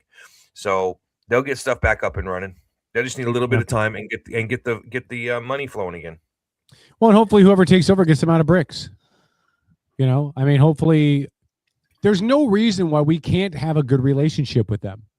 They're on our doorstep. We should be importing oil from them, not from Saudi Arabia. It would be cheaper because it doesn't have to travel as far. If we can finagle good, I don't mean puppet government relations. That's not what I'm saying. But if we can finagle good relationships with some of those countries in South America that can sell us their oil, that benefits us and them. We should be energy independent. We were. Well, we should be, but we're never going to be 100% energy independent. We're just not going to be. But we could be much, much more energy independent than we are now. Yeah. Yes. Especially with oil. Agreed. Yes. Agreed. Until they make us go to electric cars. It is important to understand, to Tom's point, the negative net import number. So the numbers I'm looking at, 2023, the United States exported more petroleum, crude oil, gasoline, diesel, et cetera, than it imported. So we are a net exporter. Okay. So we're what year was that? We don't need to import. Yeah, 2023 are the last numbers that I have here. Okay. And by the way, that was as a direct result of the shale, what they called the shale revolution. Yep. So is that fracking? Yeah, huge, massive domestic oil and gas production. Yes, because of fracking. Yes. Yeah. Okay. All right. Mike said being down there long enough to get China out of the country. Let's get the Panama Canal back as well. You cannot get the Panama Canal back. Can we just stop with this? The Panama Canal has been given back to Panama. Unless they wake up one day drunk and decide they want to give it back, we can't get it back. That would be an invasion and a land grab. That's the only way you're going to get the Panama Canal back. We gave it back to them 26 years ago. It's a moot point. We have a better chance of getting Greenland than the Panama Canal. Well, Panama, that conversation is a lot like, Russia saying, we want Alaska back. Yeah, screw you, Russia. Yeah. By the way, did you hear Russia's comments about us going into Venezuela? How they said that they strongly condemn our incursion into another country. Right. Like, do you remember what you did to Ukraine, you bastards? You mean Jeez. are doing? Yeah, not are did. doing. Yeah, are doing. Are currently doing. You morons, hypocritical dummies. All right, let's switch gears really quick. Mike said they broke the agreement. Irrelevant. You can't just go back and seize land 26 years later because they broke the agreement. Take him to court. There is an international court for stuff like that. Yeah, that's how we were able to get a warrant to get Maduro. Yeah. So take Panama to court. Amazing. Yeah, I didn't know that the Hague was behind it. Wasn't supported, had authorized it in a way or whatever. Today is the first I've heard that. Not that we care what the Hague says. glad Anyway, I let's be educated you honest. Yeah, I've been educated. Can you please say the name of the country one more time? Venice. Thank you, Venice. All right. So there are some new laws. There are some new laws that are going to affect this year in Washington State. These are the ones that started this month. And I'm just going to read a brief synopsis of it, and then you guys can say reasonable or let's scream about it. Okay. House Bill 1162 requires healthcare settings to conduct timely investigations of workplace violence incidents and to update annually violence prevention plans based on investigation findings. Any issues? No. Yes. It's a waste of time. If you have violence in the workplace, there's already a mechanism with law enforcement to investigate that. It's a waste of time. Paul? I'm there with Tom on it. There's already law enforcement mechanisms. Okay. Sorry. Go ahead, Paul. In a healthcare setting, the law enforcement doesn't always come when something like that happens. Well, I mean, that's on law enforcement, but making another law in the books, because we don't have enough of those, isn't going to magically, create enough law enforcement personnel to show up when something happens. No, this would just require the healthcare company or to do an investigation themselves. And that may be that's on the company. I mean, they're private sectors. That may be to determine deficiencies, opportunities for growth and improvement, other buzzwords. Yeah. Inclusion. I actually agree with it 100%. Yeah. Having worked in healthcare, there's a lot that goes unreported.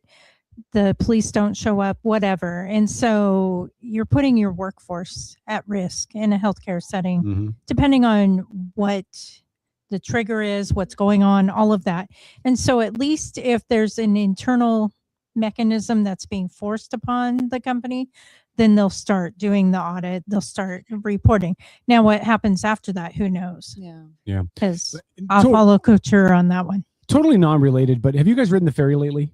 Yes. They now make so many announcements, and there's so many signs that say if anybody assaults a ferry employee, they'll be prosecuted to the fullest extent of the law. Yep. Why do we have to say that? Shouldn't that be like common sense? If you assault anybody, you're prosecuted to the furthest extent of the law? Because our cities and municipalities are not prosecuting. Exactly. They're not arresting. Idiots. That's why. That's why the state will. Because the state will. That's why I have issue with making more laws. I mean, we're going to get to the point where we have so many rules and so many regulations, we can't keep track of them anymore. It's going to be like the tax code. We're already there. Yeah. No, I mean, no one knows how the tax code works, right? Yeah. I mean, I do.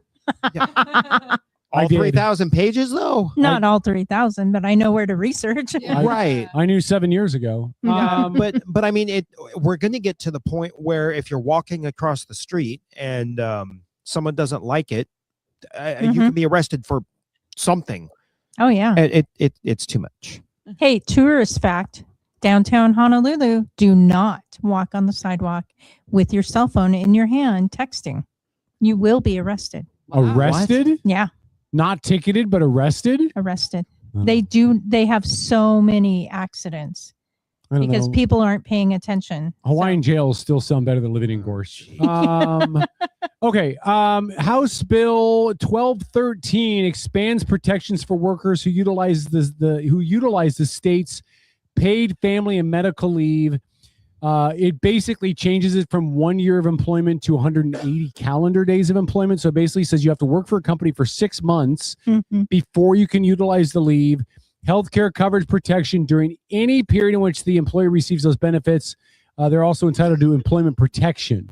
So they can't lose their job if they're under the if they're under that paid family medical leave. This is a state program. So, I work for the federal government. I'm not actually allowed to use it because I work for the feds. But if you work for any business in the state, you're eligible for it. Right. They don't have to pay you, though, for hours you don't work. Like you can use sick time and vacation time.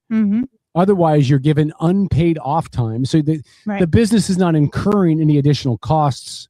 Well, they are though. Well, but for paying you for work you're not doing. Right. They're still incurring. Right. There's other challenges. I mean, they have to hire another person to take care of the job you were doing while you're off being unpaid. And then when you come back from being unpaid and you want to be paid again, now that employer is stuck maybe with extra bodies they don't need. I'm going to say this. I love paid family medical leave. I think it is one of the greatest things we've done in this country is to help people be able to take care of themselves and their loved ones. There's a process that goes through. You have to have a doctor fill out paperwork to get approved for it. You have to prove that you have a specific kind of condition that would warrant it. When my mom was going through all of her medical stuff, I was able to get it so that I could care for her, take her to doctor appointments. I had a limit. I had 420 hours a year that I could use. Which works out to about 40 days because I was working 10-hour days. So it's not, 40 days spent over 12 months is not a lot. It's not a little, but it's not a lot. And I think it's one of the right things that we can do. I don't like the state being involved in it because I think the state F's everything up. Yes. Don't you get that anyways with FMLA? Yeah, it's not paid. It's not paid. Okay. No, it's not paid. No, FMLA is not paid. Again, you can use sick or annual leave. Yeah, FMLA is more of a protection of your job. Right. And you can use sick leave, PTO, stuff like that, Yeah. but it's not paid. Yeah, the state's benefits are paid. The PFML Correct, yeah. are paid. And that's paid through the employer, although the employer can get grants provided to them that'll offset at least some of the costs. Anybody have issues with that? Besides Tom, who hates government regulation and everything? You're right. I take issue with it. That's something that should be negotiated between the employer and the employee, and the government, whatever government that is, shouldn't be involved in it. I'm torn on it, to be honest. I've never used it, but of course I have family that is using it. I think it's a great way to encourage young families to continue and grow. But basically at the cost of us who are older, we're paying into it. We're probably not going to use it. Right. So, But you might as you get older, right? Because as you get older, you're more likely to have medical issues yourself pop up, right? That could require you to use PFML. PTO. Right? Okay. All right. Yeah. Or that's what I use.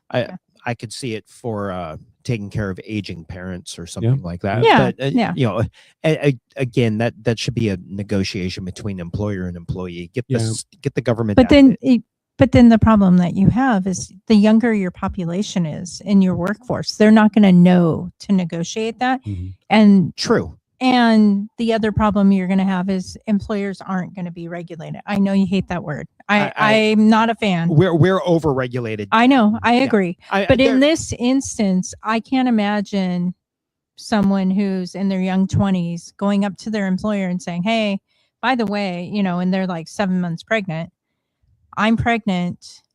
I would like to negotiate some time off. Yeah. Yeah. Honestly, I think that is probably an appropriate conversation for like an HR department, right? Because if someone is 7 months pregnant, they don't hide it. It's pretty obvious. Actually, it worked out. Sometimes quite well. they're just fat, Tom. Don't body shame. Yeah, Whatever. you can't ask. You can't ask. You can't. I get that. Yeah. So again, back to that overregulation problem, right? It's like, oh, now we can't talk about this, even though there's a problem here. We can't talk about it. And so that's where I agree with the paid family leave, because then you have that extra protection, if you will. And I also think that if you negotiate it, then it leaves it up to the business to apply it where they want to. Yeah. And I think that could be unfair, right? I mean, I think you could give it to some employees who earn less, but you're a higher paying employee, and then they worry about the cost, and then they apply it unequally for a number of reasons. I just think it smells fishy in the end. It needs to be universal, if at all, right? Either you're going to have it or you're not. But if you're going to have it, you've got to allow it without bias or influence, right? Well, if you're going to compel a business to to participate in something like that, but you've got someone that's a very, very high earner, I mean, you've got to have some caps or safety nets in there for the business too. Yeah. You can't just bend them over a barrel. Yeah. Tegan said the thing I don't like is that an employer cannot call a person on FMLA and ask about the return date. You're right, you can't, because of HIPAA. Then that becomes a HIPAA thing. And that's a whole different kettle of fish you don't want to get screwed up in, because you'll lose your business over a HIPAA violation. Yep. Paul, do you have any thoughts? I'm checking in because I know it's hard to jump in. Well, it's hard for me to jump in because there's, I can't hear everything perfectly clear, and I don't want to, but I agree with everything I've been listening to. I think Lori and Tom are making some excellent points. All right, whatever. I hate you too. Thank you, Paul. Hope you die in a fire. Thank you. All right. House Bill 1440. The bill makes changes to the existing laws that govern seizure and forfeiture proceedings, which I think is unconstitutional as a mother. Okay, let's just be clear. These changes include that they have to serve a notice to the owner of the property being seized within 15 days. They have to establish a hearing process for seized property, and they have to specify the disposition of proceeds from the sale of seized property. No property should be legally able to be seized until someone's convicted. If you seize it ahead of time, it's a violation of the Fourth Amendment. I don't know what to tell you. I don't know how the Supreme Court upheld this or anybody else, but this is the most ridiculous, because a lot of people get their stuff seized, they never get convicted, and they never get it back. Never get it back. Correct. And that is illegal as a bitch. I swear. Yeah. Well, that's like taxing. It's just No, government it's theft. not taxing. It's government theft. Oh, I'm going to lose my mind with you. I swear to God. But can I just add, Kevin, to your point? We have a significant problem in that entire realm in this state, right? Like I had a former brother-in-law that got arrested for child abuse when he never did anything. Well, because the state patrol arrested him, even though they ended up not prosecuting him, just because he was arrested, it was stuck on his record and he could not get it removed. And because of that, he couldn't get a job for like 3 years. So it's our system in this state is particularly bad. Yep. And it's all a violation of due process. You have to allow due process. Anyway, all right. State House Bill 1524, it supports and expands upon previous legislation enacted to protect isolated workers who are especially vulnerable. Ice, I did. Ice, baby. Who are especially vulnerable to sexual violence in the workplace. Isolated employees are defined as workers who spend at least 50% of their time alone. That could be hotel, motel, retail employees, security guards, Holiday janitors, Inn. housekeeping staff. Yeah. Hotel, motel, Holiday Inn. Say what? Sorry. You ruined All right. the joke, Kevin. I love you. I know my whiteness is showing. The state found that 17% of workplaces with isolated workers are following the state's requirements on protecting their employees. It's basically mandated some training. Employers have to make panic buttons available and provide records to L&I if requested. I agree with that. I think they should go one further. Maybe, taser.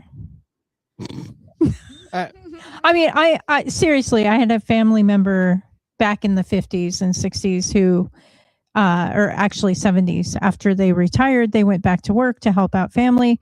And they served as what you would call back then a chambermaid or housekeeper. And even though she was much, much older, past her retirement age, everything, she still would get sexually harassed in Burlington, Washington, in Burlington. Yeah. And so she started carrying a gun. There you go. And that just took care of a lot of problems. Well, and that's what I The thought. Second Amendment is alive and well. That's what I thought was funny about this. Like, instead of making you put in a panic button, why don't you just allow your employees to carry? Yeah, open. Yeah, Well, that would solve a lot of problems. Yeah, it would. This could impact Tom. Like, Tom, when you're running the distillery, yes, are there times you have an employee down here by themselves? I don't have any employees. Well, you or your wife are the ones who run it. So is there a time that your wife is here by herself? Oh, God, yeah. More than 50% of the time? But they're owners. Yeah, I mean, No, hold on. I'm just using this for an example. Yeah. It's probably close to about 50% of the time. One or the other of us could be here working alone. Okay. This would require you in that situation to put in a panic button. I don't know what that would cost or how that would work, but you called 911. But I'm just saying, what the bill is. You have to make a panic button. Called 2A. Got to make a panic button available. I would much rather go 2A than 911, but both work. And given the fact that the police departments are so underfunded and unwell staffed, I don't think a panic button is going to get a cop here in time before somebody's raped and killed in the storage closet. Sorry, it defeats the purpose. Let him be armed. Yeah. Give him a gun. Jesus. The beauty is that the boss around here is a 2A like proponent, so he's okay. So she. I mean, they're both okay with firearms on the premise. All right, this one's interesting, and I want Lori's opinion on this because she's worked in HR. So this is Substitute House Bill 1879. It allows a hospital employer and a hospital employee to mutually agree to waive a meal or rest period and defines the timing of those periods. So it basically says the nurses can waive their meal break or whatever if they want to work through it or whatever, as long as the shift is less than 8 hours. And there's a whole bunch of other stuff to it too. I don't like it only because I feel like the idea that you couldn't pressure somebody into giving up those, even though it has to be mutually agreed, there can be undertones of threats under that. Well, you know, I hope you do it, or we're going to have to give somebody else hours at will because it's just something we need, you know, and then people are losing hours. There can be some recourse against an employee for that. I'm just not a fan. You're only working 7 hours. Yeah, I don't actually think this one is a big deal. This is in the medical industry specifically. Yeah. Okay, first off, there is no such thing as an 8-hour shift in the medical industry. Yeah, there All the isn't. nurses I know work 12. Yeah, it's 12 or 24 or 36. Yeah. Yeah, so this is just kind of one, it's sort of silly, and two, me personally, when I work, I don't take breaks. I mean, that's my choice though, right? That should be every working person's choice. You know, if you want to work an 8-hour day and spend 8 hours at work, not 8.5, you know, because you have to take a lunch, you know, skip your lunch, go home a half hour early. Cool. It does cover shifts over 8 hours. It says the second or third meal period can be waived on a shift 8 hours or longer, as long as at least one meal period is provided and taken during the shift. So if it's over 8 hours, they've got to get one meal period, but they can waive their second or third. Yeah. Okay. So from an HR perspective, sorry, Paul, go ahead. No, you're fine. Oh, all okay. I was going to say real quick was just that, to Tom's point, you should be able to do that and this and that. The only problem with that is that we live in a litigious society, and a lot of people agree. get sued, right? And so that it's like that whole bad apple, right? Ruins it for the bunch. So no, I mean, that's all you know, certainly, there's certainly accountability issues there. Right. So from an HR perspective, this is a give me back from the state government to the employers saying, we're not going to turn this into California. If anybody has dealt with California employees or California meal breaks or rest periods, you know exactly what I'm talking about. If someone forgets on their time card to put a rest break, then they get paid double. Wow. The employer has to pay them immediately upon payroll. If your meal break is missed on your fault as the employee, you forget to put it on there, you have to be paid by the employer immediately on your payroll. Wow. Why would anyone put it on there? Right. Oops, Exactly. Forgot again. Whoops. All right. Exactly. This is one I don't like. House Bill 2003 requires a Columbia River salmon and steelhead endorsement for any person 15 or older fishing recreationally for steelhead or salmon in the Columbia River and its tributaries. Proceeds from the endorsement go to facilitating recreational salmon and steelhead selected fishing opportunities in the area, including monitoring hatchery production, pinniped removal, and enforcement. This is just another license fee. It's another money grab. Money grab. Yeah. Money grab. Yes, Tom. We should be encouraging our teenagers and our younger children to be outdoorsmen and go fishing, Yeah. go hunting, and do those types of things. Not 100%. Yeah, what was the fee increase for outdoor activities here most recently? It was like 110% or something like that. That was insane. Yeah, you can't even go hunt anymore. It's not, you know, it's not an affordable pastime. Well, let me just say this. This is what I like to call a white person law. And what I mean, hold on. And what I mean is, this law will, and not just white people. This law will. This is city person law. Well, no. This law is a anybody not Native American law, because the Native Americans do not need to get these endorsements to fish because of tribal fishing rights. Yeah. So again, it is another example. And I'm Native American, and I love all the benefits I get from it. And thank you for the casino money that's coming my way or whatever, right? But you cannot continue to penalize people who are not Native American by charging them things to do that Native Americans can do for free. I literally can walk on anybody's private beach in the state of Washington and dig for clams, and they can't stop me. Your private rights don't mean jack shit to me if I have my tribal card on me. I can dig for clams if I want to. That isn't fair. And it doesn't make any sense. And this argument that somehow tribes have some backdated immunity to this kind of stuff doesn't work. Because 200 years ago they could do that. 200 years ago they didn't have casinos. Stop it. Anyway, you can't have conflicting rules for different groups of people. That's racism. Yeah. Welcome to Washington. Yeah. All right. Paul, did you have something? Yeah. No. I was agreeing with you. Oh, okay. Paul, can you say Venezuela one more time? Kevin is gay. Thank you. Only for you, Paul. All right. I mean, you're the one that rides ferries whenever you get the chance. That's right. Ride a ferry once a week. But I wear a condom, so I'm safe. All right. Senate Bill 5101. You guys should see me on the passenger only ferry with a condom on. It's great. I'm so glad I don't. 5101 expands access to leave and safety accommodations to include workers who are victims of hate crime or bias incidents. Leave and safety accommodation grants employees the right to take reasonable leave from work to obtain assistance in certain situations. An employer cannot refuse to make a reasonable safety accommodation unless it would place undue hardship on the employer's business. An accommodation may include transfer, reassignment, or a modified schedule. So they're basically saying if somebody is a victim in certain situations of hate crime or bias, the employer is required to give them some kind of an accommodation or reasonable leave. There's already this is just fucking common sense for people. Any private business owner is going to take one look and say, "Oh, you've been victimized. Oh, how can I help you? What can I do for you?" Because that's what fucking leaders do. and there's already mechanisms in place for hate crimes. Right. Use the mechanism in place. I feel like they pick on one thing and then they just hammer on it over and over and over. How else can we fuck this up? Hammer it over and over. Over and over. Harder and harder. It doesn't stop. I would say from the other side of this is that you're going to end up people who are going to protest. I'll just put it that way. Start, encourage a fight. They get hit and then they go to their employer and they're like, "Oh, woe is me. Look at me, blah, blah, blah."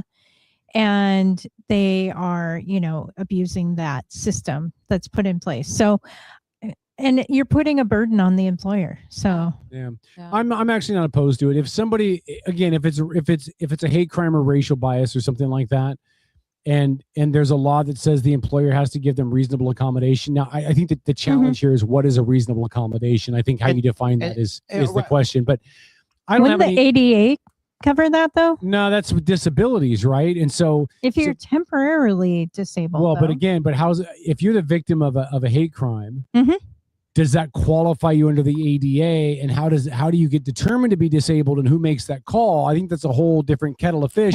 That if somebody is actually the victim of a crime, do we really need to make them jump through all those hoops to get there? Okay. That'll be the next step they take. Oh yeah. Again, so I'm not necessarily opposed to it. I agree with Beeler that if you're a good leader in a good business, you're going to do it without being asked. Exactly. But I also think that there are people that are not good leaders and not good businessmen that own companies that don't know what the heck they're doing. But then it comes back to personal responsibility. Yeah, And they exactly. are the business owners, and do we really want the government into every single side of our businesses? No, God, Exactly. no. We have too So, much government in our businesses now. I don't think this is one of those issues that they should have even put their fucking nose in. Okay. Even But- more so than they already have. So far, this whole list is all Just redundancy. asinine shit. Oh, you're going to love this next one. Redundancy. The next one's not bad though, although Tom will still disagree because it's regulation, but it's the easy. Paul has something. Yes, Paul. Kevin, can I just point out something that Tom just said, and he's so right about it, and the professor was right about it. But and that's talking about when they're talking about how this is too much. It's government overreach. They're putting their hands in our pockets, in our business, right down our shorts. They're practically fucking date raping small businesses.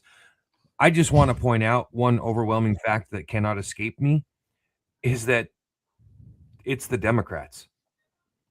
This isn't Republicans doing this. I don't think there should be any illusion. The Democrats have controlled everything in this state since '88. We've said it 1,000 times if we said it once. And these are all I think blue people ideas. lose sight of that. And I'm seeing people even this weekend, right, who don't realize how much power and control the Democrats have had, do have, will continue to have. Like, I talked to a guy this weekend who didn't even know. He said bullshit to me when I told him the Democrats had controlled this state since '88. He's like, that's not true. We barely control it now. And what we don't control, the Republicans muck it all up. I'm just like, you're an idiot. Don't procreate. Yeah. So I'm just saying, I think that there's a lot of ignorance out there from a lot of people. They don't realize that this supermajority Democrats have are really fucking this state up the backside without the pleasure of a reach around or a thank you note. Yeah. There really is something about it. A couple of comments. Tegan said, I know a couple of retail stores that have 2 people working and sometimes just one. With their corporate policy, I'm not naming names. You should name names, Tegan. They are not allowed to carry their cell phones or call 911 unless they've been physically assaulted. That should probably not be allowed. You should be stopping your employees from calling 911. Exactly. Ever. And they should have access to a phone on their person if they're working alone in retail. That's in regard to the panic button one. And then talking about the fishing one, Tegan said she thinks it's an effort to reduce non-tribal fishing. It could be. Yeah, because the fish runs are low. Okay, but listen, and again, as the resident Native American in the room, can we just be honest that the tables are tilted heavily towards tribal rights, which is fine, but the tribes are not relying on the fish to feed themselves. No. They're taking the fish and they're selling it, not to other Native Americans. They're selling it. They're selling on the open market for open profit and open money. A tribal-owned fishing business is no different than, right? Yeah. And a tribal-owned fishing business is yes. Yeah. A tribal-owned fishing business is no different than if Paul opened up his own fishing business and sold his fish to Safeway. Bolt decision. Yeah, it is to sell for profit. Yes, you are not sustaining tribal members by fish. So it's not. No, fair. they have. I mean, you're paying your bills. I know that that's sustenance. It's bad form for white people to suggest that the tribes are not wholly doing what's best for the land and for Mother Nature, right? But I think we're fooling ourselves if we don't recognize. And does anybody here not recognize that the tribal members, in a lot of ways, have perverted the Bolt decision? They've perverted the idea behind what they were supposed to get. Now they just simply take advantage of it. To your point, Kevin, right? You can go drive through Suquamish and you can come up on a guy standing on the side of the street selling fresh caught salmon for $5. Why?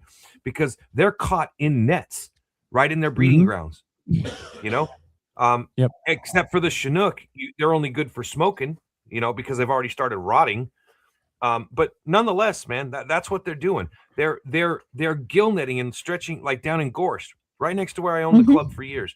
We would have tribal members take a net and run it from our building right across Gorst Creek, which is one of the largest Chinook runs in the state, right? And they would just gill net all those Chinook salmon as they were coming in there. And so every time they would hook up, I would go out there and destroy their nets. I cut them up because to me, it was bullshit. And I dared them to try to fucking do anything about what I was doing. And so they just started moving their nets further and further out on the mud flats. But that's what they were doing, man. They're cutting off that salmon run completely. And they would look at you straight in the face and tell you, I'm American. There's nothing you can do about it. And they were right. There's nothing we could do about it. Yeah, and listen, and we've already degraded the ability for Washington residents to fish anyway. Like there's licenses, endorsements, all this other stuff you've got to do just to be able to fish. Like that, and most of these people that are out there fishing are not commercial fishermen, Paul. They're guys like you or Tom or Dennis or Lori or Beeler that are out there going out with their kids for a couple hours to go fish for a couple fish for fun because it's what their parents used to take them to do. That's some absolute horse crap. Treat it like, listen, let people fish, take them a couple fish a day. Just get out of the way of it. Now, if commercial fishing, that's got to be regulated because there's just not enough fish out there anymore. You've got to protect the salmon runs. How you do that's a whole different thing. But the salmon runs are at risk because of development and all of that kind of stuff. But let people go out and recreational fish. Let people go out and recreationally hunt without making them go through 18,000 layers of crap to do it. The government does not want us to be self-sufficient, Exactly. be able to kill our own food and eat it. Or grow it. Or grow it. You can't even legally collect rainwater in this You state. cannot. Which is absolutely dumb. It rains all the fucking time. Absolutely dumb. Jane says that at Bimart, you'll get fired for calling 911. That's absolute horse crap. Now, if you file a bogus 911 complaint, That's a whole different story. But if you're calling 911 and the cops get there and they think it's a valid 911 call, the employer should have no say over that whatsoever.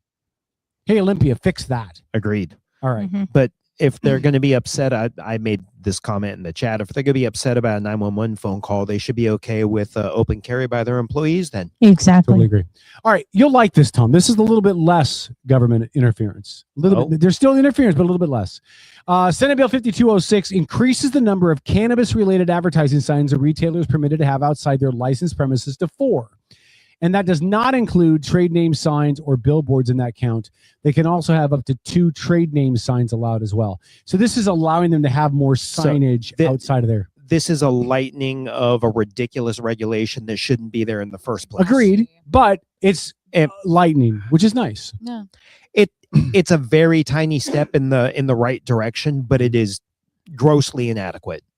Because the government should not be able to tell you as a business owner how you can promote your business. Yeah, it's a little crumb. Like, here, we're gonna cannabis owners. Here's a little thing for you. You know, sorry, we're raping you sideways. Yeah, as a distillery, I have some similar things that I have to deal with. It's because the alcohol sales, you can't do a lot of open out there where minors can see advertising, right? Right. It's very constrained. Yeah, by the way, we can promote the crap out of sugary beverages and sugar treats and sugar laden cereals to little kids, but God forbid we let them see a sign promoting a bottle of Coors Light. Yeah, I mean, come on. Well, I mean that is how craft distilleries. I think that was the motivation to craft distilleries losing their endorsements to sell liquor at farmers markets. Now, breweries and wineries are still allowed to. Yeah. And it's so dumb. And not only can they sell at farmers markets, but they can also have open containers. You can do tastings. Yeah. Please make sure you don't teach your kids that you can have access to alcohol and be responsible. I mean, I don't know what you would ever do with yourself. Oh, no. All right. This is the stupidest one for me. You guys may disagree. This is the stupidest one. Senate Bill 5486 requires that movie theaters that are open to the public offer closed and open captioning services. Open captioning is always in view on the main screen and cannot be turned off. Closed captioning may be delivered through an accessible device or glasses that show the captions. All theaters must provide closed captioning devices. For movies that offer open captioning, companies that operate 5 or more theaters must offer a certain number of screenings during specific periods, such as the first 2 weeks after movie's release and during peak business hours, which display open captioning. Theaters must advertise the times for open captioning screenings the same way they do for other screenings. Companies that operate 4 or more theaters must provide open captioning screening within 8 days if they receive a request. So, I don't mind this for people that have hearing disabilities. I think it's great. I don't like that the government is forcing them to do it. And so, I mean, that's first, right? Because the government's guaranteed to fuck it up. Yeah, and 2, what are they, a decade late? I know. Movie theaters are closing. Yeah. Hold on. I got bad news for you. Here's why I don't like this. Capitalism and the open market says... Oh, he's about to go free market on me. Go, Kevin, go. And the free market says that if this was a service that people wanted to use, somebody would already be doing it. Oh. So this tells me that there's not a lot of people out there that want to use it because some ingenious movie theater owner would go, well, I can buy a tablet for $99 at Best Buy and put closed captioning software on it, and I can make that closed captioning software available, and all the deaf deaf people will come to my place, and I'll have a market on the goddamn economy because all the deaf people. There's no deaf people going to your movie theaters. Because they're watching at home. Because if they don't have that option for open captioning. Somebody would offer it, is my point. Why? Listen, why would you go to a movie theater? Because you can stream at home. Well, exactly. You know That's what everyone though? does. I think they're just trying to make it more accessible for those that are disabled. And I'm That's not a totally bad thing. opposed. I'm totally opposed to requiring them to do open captioning. I would say that with closed captioning, I like it at home because I don't turn my TV up Right. really loud. Oh no, But we have when you go to the subtitles movie on all the time. and it's Oh, no. that loud, you don't really need it if you can hear it. We would have such a hard time watching movies together. I cannot handle having closed captioning on my TV. My oldest daughter turns it on, and she'll watch a TV show or a movie or whatever with closed captioning on, and I can't do it. Like I see the words Closed across the captions for screen. hearing impaired. Yeah, thank you. I hate it. And I can't pay attention to the screen because all the little words are at the bottom, and I got to turn that crap off.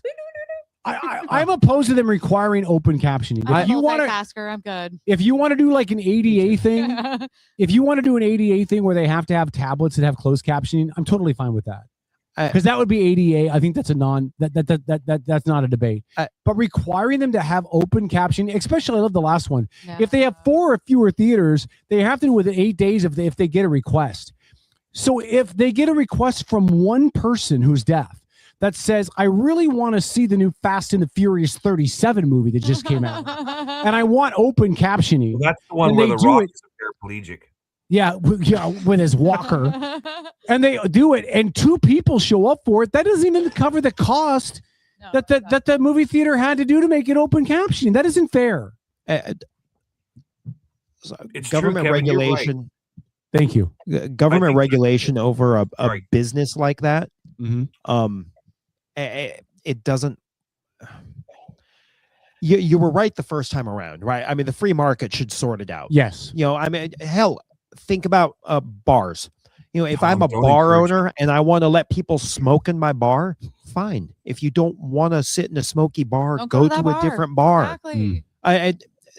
Too many regulations. It's not rocket science. Yeah, too many regulations. Let the free market sort it out. Government picking winners and Yep. losers. I was working in bars when we made that segue from smoking to non-smoking, and you cut. Yeah, the you crowd were in working half. for me, Kevin, at the pool hall. Was that working for you? No, I was working for you. I was working at the. I was working at Romeo's.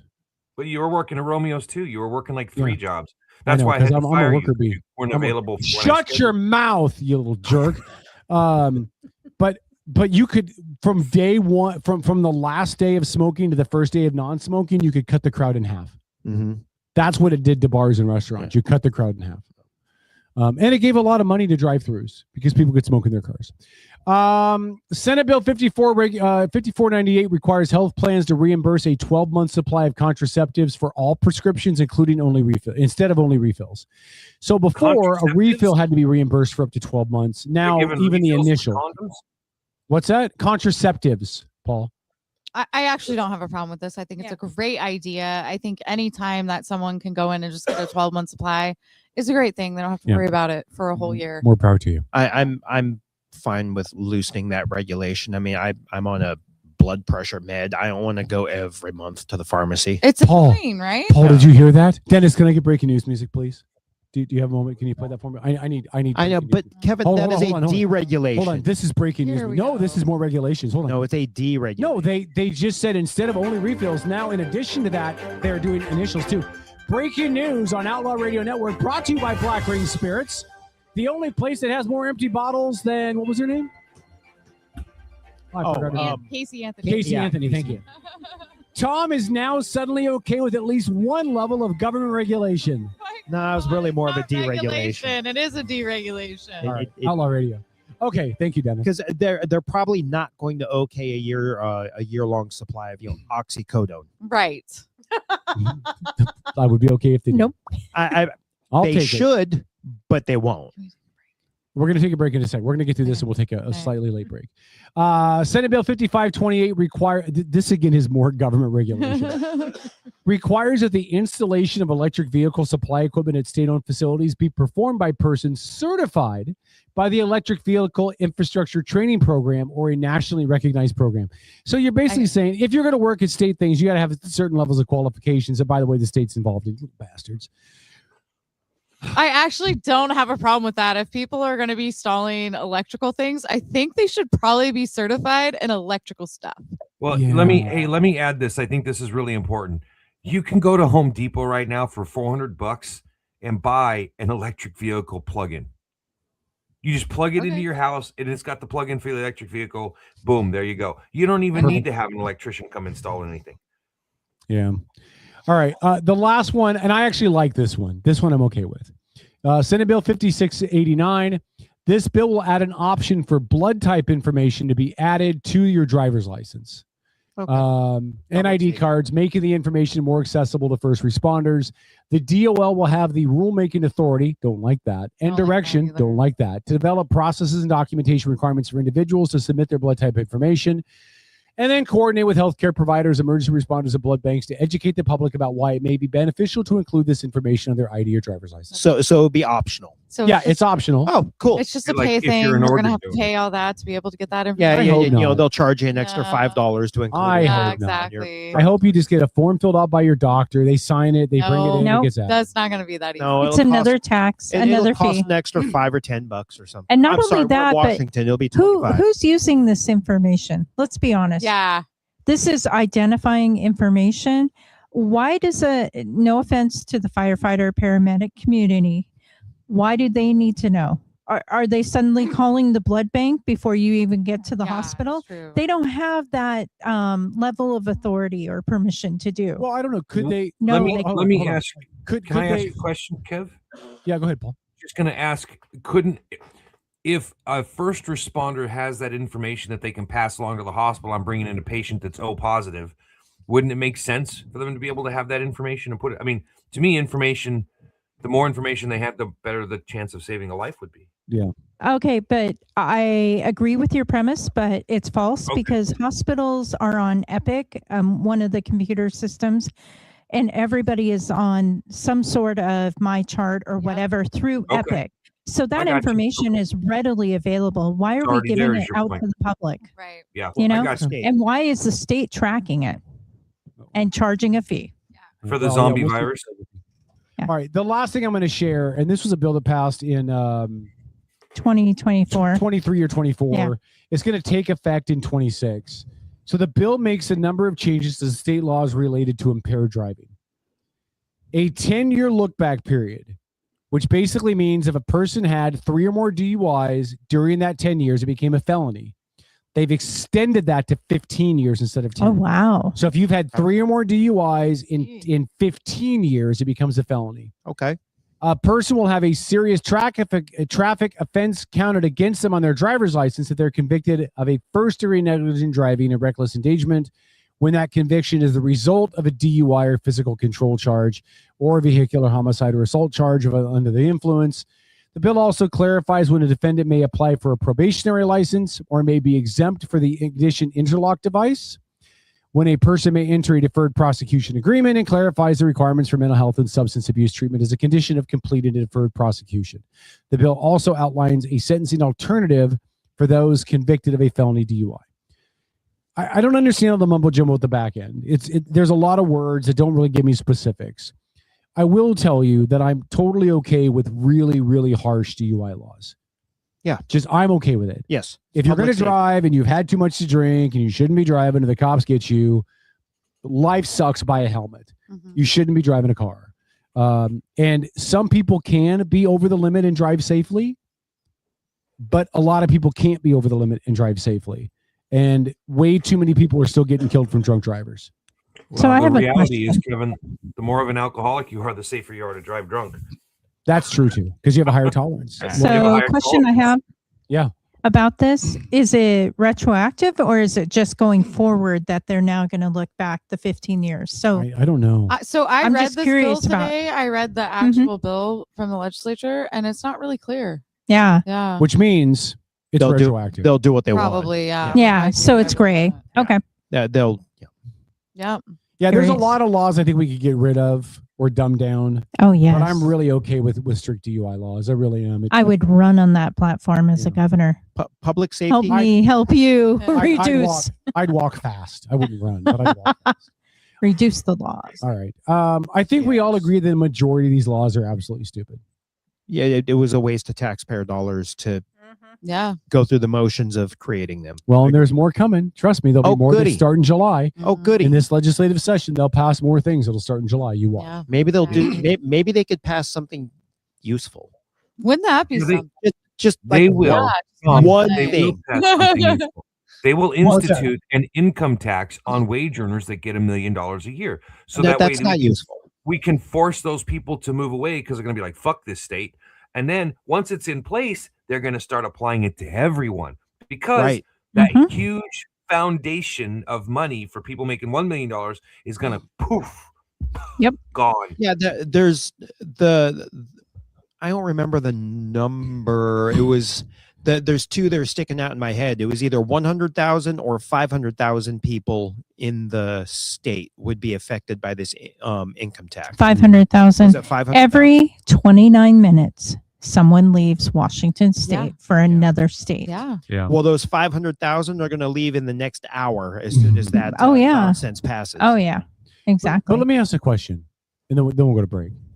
How, and I'm not saying it won't pass the Washington State Supreme Court. That's not what I'm saying, because I think it will, because their left They is pass left, everything. right? Mhm. But under what judicial argument can they justify it when the state constitution is clear that an income tax is unconstitutional? How can And- they justify a tax on income when the constitution's clear? And P.S. that wasn't just a law that was willy-nilly put in. That was citizens of Washington that got that put into the Constitution. And Yeah. for them to suddenly make that change is a clearly blatant disregard for the will of the people of Washington State. So here's a That's question. like the $30 car tax. Thanks for Exactly. pointing that Are out. they still Professor. teaching That's Washington State history?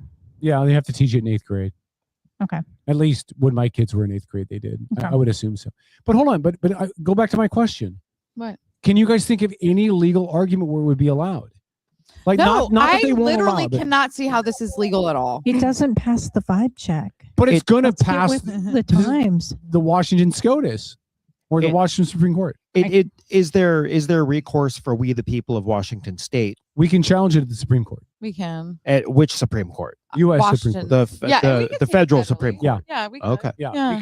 Because then you're challenging whether or not If- something conforms to a. If they decide to take the case, it's up to them. Oh, if the Republicans are in there, they will. You're yeah, right. no, I'm sure. Like if an organization like Let's Go Washington were to take it to the Supreme Court, I'm sure they'd hear it. I mean, yeah, I'm just saying it's up to the Supreme Court whether or not they hear it. That's that the was my only whole point. the whole thing. The IRS has even ruled on this. It's against our Constitution. Right. Just like the capital gains. Right. Oh, shocker. Capital gains was only supposed to be for an income limit, and now it's for everybody. Everybody. Yeah. So wake up, people. Yeah. Yeah, it's time to wake up. Yeah, they are not doing us any good. Well, I'm not going to wait for Let's Go Washington or any of these other conservative groups to take things to court, because in the past they've been very reluctant to do that. There's been Because a lot of it's very stuff in this- expensive. Yeah, it's very expensive, and I'm not faulting them or ripping on them as I have before. I'm just going off of history, which is these Republican advocacy groups, conservative advocacy groups are very hesitant to take things to higher courts. And until they start going to the higher courts to get overturned at the federal level, the state's going to uphold it. Every single time you take these things to the liberal state Supreme Court, they're going to uphold it and they're going to let it go. So at some point, somebody with deep pockets is going to have to fund these things to go to federal courts. Well, and I don't mean Until to it add happens, we're this hosed. to the shit pile that we've been talking about for the last hour, but I think it's important that continue to tell everybody that the Democrats and the Speaker of the Washington State House of Representatives has made her intent very clear to remove the referendum process from Washington State. Like to the professor's point earlier about how it was the voters in the state of Washington, and I believe that didn't they use the referendum process They to sure put did. that in? Mhm. Okay, Yes. so your point can't be made any stronger, right? They're not only trying to take away something that the people put in place to protect the people from the legislature, right? But they're attempting to take away our right to even do anything. Take away our and voice. to have any say so in this state. Yeah. And that ultimately might be the bridge too far. Now, what would happen as a result, I don't know. But I mean, that scares the hell out of me. If Democrats have a supermajority and then take away our ability to have a referendum on anything, they've already shown a propensity to overturning anything that the will of the people in this state have, whether it be in blinding light of day or in the middle of the night on a closed vote, right? They have shown that they don't care what the voters think, but at least the referendum process gives us something. Yeah. Well, listen, two things have to happen, Paul. The moderate voters have to start agreeing to go more central and stop voting for the left. Well, those aren't moderate voters. Well, but the moderate voters are still voting for the left candidates. The moderate voters in this state have been voting for Jay Inslee and Sideshow Bob. They didn't vote for the conservative candidate. So the people in the middle are gonna have to make a push to the right. I don't think the people in the middle are voting. That's the problem. That's the thing I was going to say. The voter turnout is so low. I think there's one group that votes. Yeah. Well, and that's the thing I was going to say. The people on the right have to get out and vote, especially in Eastern Washington. Couple comments in chat, then we'll take break. Kevin Nelson said a buddy of mine was killed in a motorcycle crash while vacationing with friends in the Philippines shortly before Thanksgiving. His wife went through a bunch of red tape to get his body returned home. I've heard it's really hard to get bodies back from overseas. So my condolences to you, Kevin, and to his spouse. Tegan said the new DUI law is fine, but a felony DUI usually involves a blood draw with a warrant, that blood going to a state-approved lab, and those labs are 9 months to 18 months backlogged. Yeah, when you do things that okay, don't even get me started. Kevin Nelson said there's 4 movie theaters in Bremerton. Well, they're all about to have closed captioning. For the hearing impaired. And Tegan said, I think this is an interesting point. Tegan said the motorcycle group I ride with, most members choose to have a patch on the shoulder of their vest with their blood type. I think there's something, I don't know what it is, and I've got some nurse friends. I'll talk to a couple nurse friends and find out. But And there this must whole time be I thought that patch just meant that they knew their ABCs. A, B, C, O. There's got to be some kind of a benefit to having that available. And I don't know what it is, but I'll ask some nurse friends. We'll see what we can find out. Amber said the same thing you guys said, more money for blood type notification. I certainly hope not. Heather said, I'm usually in the kitchen and I can't hear over the family, so subtitles are a must. And Tegan said subtitles suck. So there you go. All right. Let's take a break. Really quick break so that Beeler can drain her 12-year-old bladder, and then we'll come back. We'll get a couple other topics. We'll also talk some Seahawks after their decisive win on Saturday night against the Niners. We'll wrap up our regular season standings, see where everybody stands, make our NFL picks at 10 o'clock. It's Outlaw Radio. Stick around. We're back after this.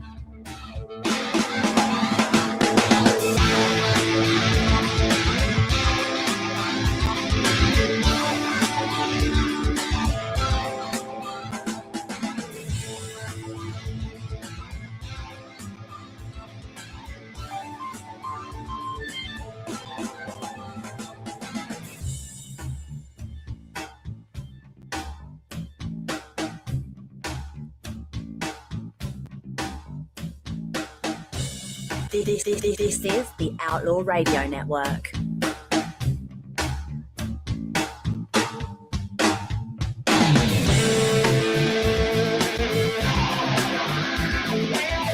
Admin a la carte are specialized local experts committed to helping you run your small business. From general admin and sales support to marketing, digital media and technology to real estate and compliance.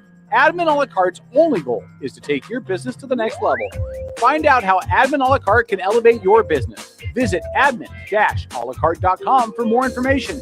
That's admin-alacarte.com. Admin a la carte. Your business doesn't fit into a box. Why should you have to? On a recent episode of the Outlaw Radio Network, Some of our listeners even appreciated you dumbing it down for them. So, on behalf Sometimes of I have to thank you. mansplain for people like. By the way, mansplaining is when men explain things to a woman in a condescending tone. I just mansplaining. That's the Outlaw Radio Network, Sunday nights at their new time from 6 to 10.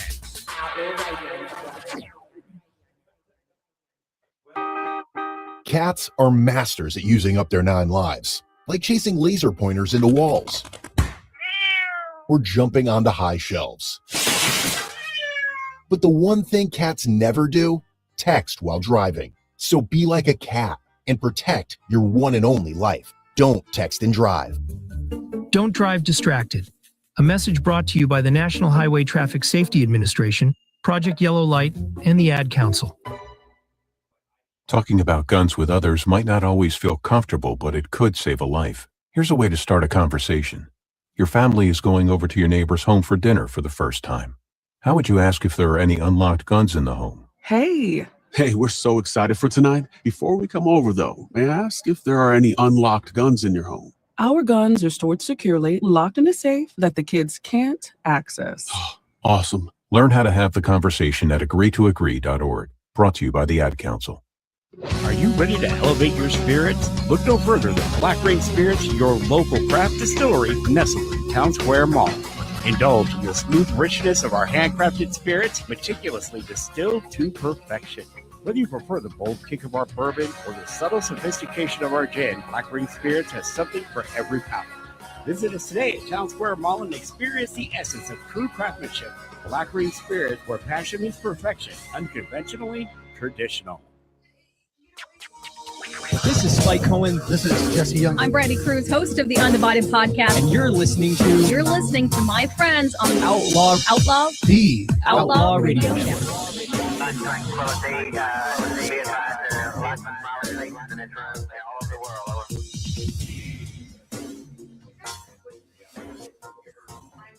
There's going to be a big shakeup in football picks tonight. We'll get to that at 10 o'clock. It is essential. Outlaw Radio, thanks for checking out the show, folks. We appreciate you. Let me fix the feed. And you could have told us. Yeah. Oh, Paul's back. But Paul's not there. So I'm going to remove him from the feed just for a second so we're not looking at his phallic-looking microphone. All right. I'm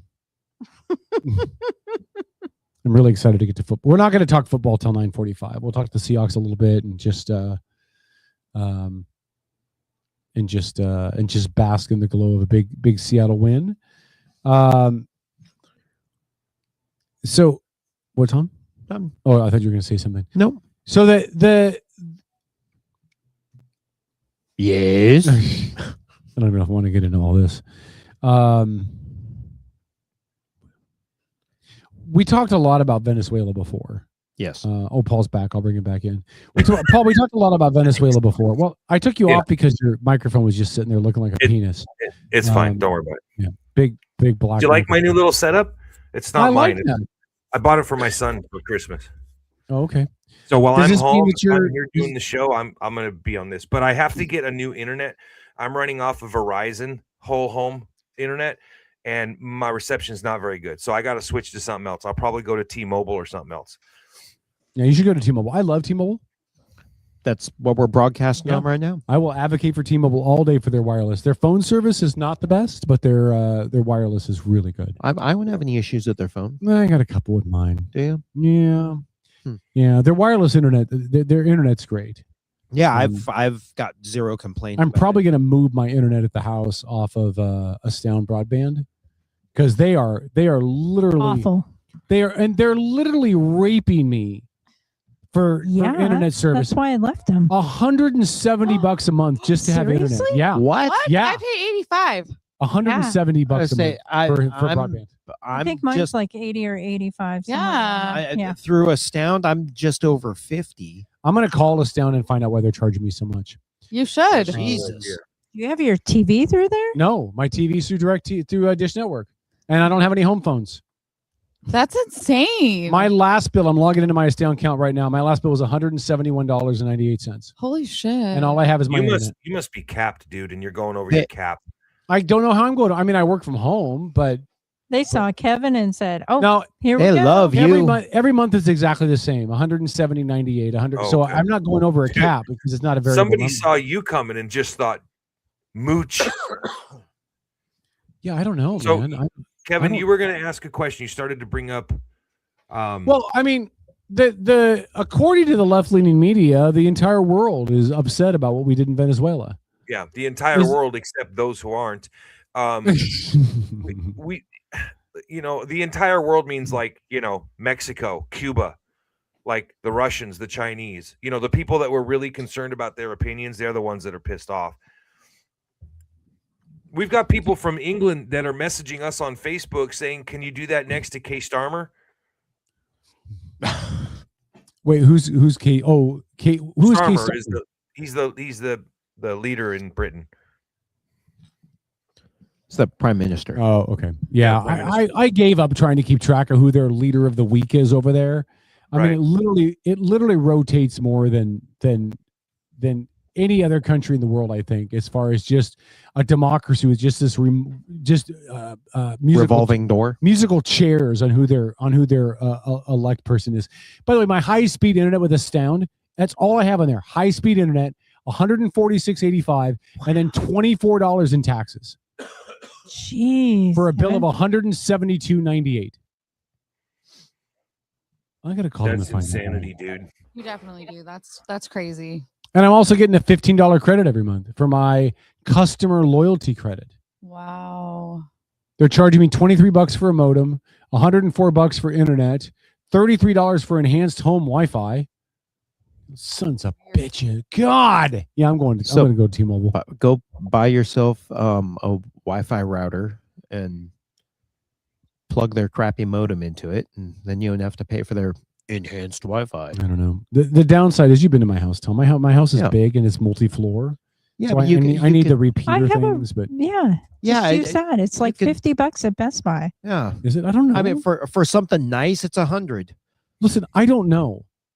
I can fix computers, work on computers. You get me into wireless stuff, I don't know what I'm doing. I just don't. I let the experts tell me, and I end up paying out the ass for it. Well, that's part of your No, I know. I understand that. I'm just saying. I'm fully aware of what my limitations are as a and human. Kevin and say, hey, Lori, what do you do at your house? Because you have multiple stories too. And I have Wi-Fi. That's true, you do. Yeah. All right. I'm moving in. All right.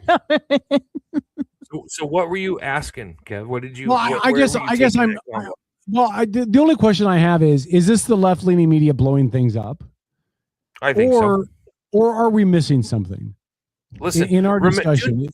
Do not forget that during the Biden presidency, he put a $25 million bounty on Maduro.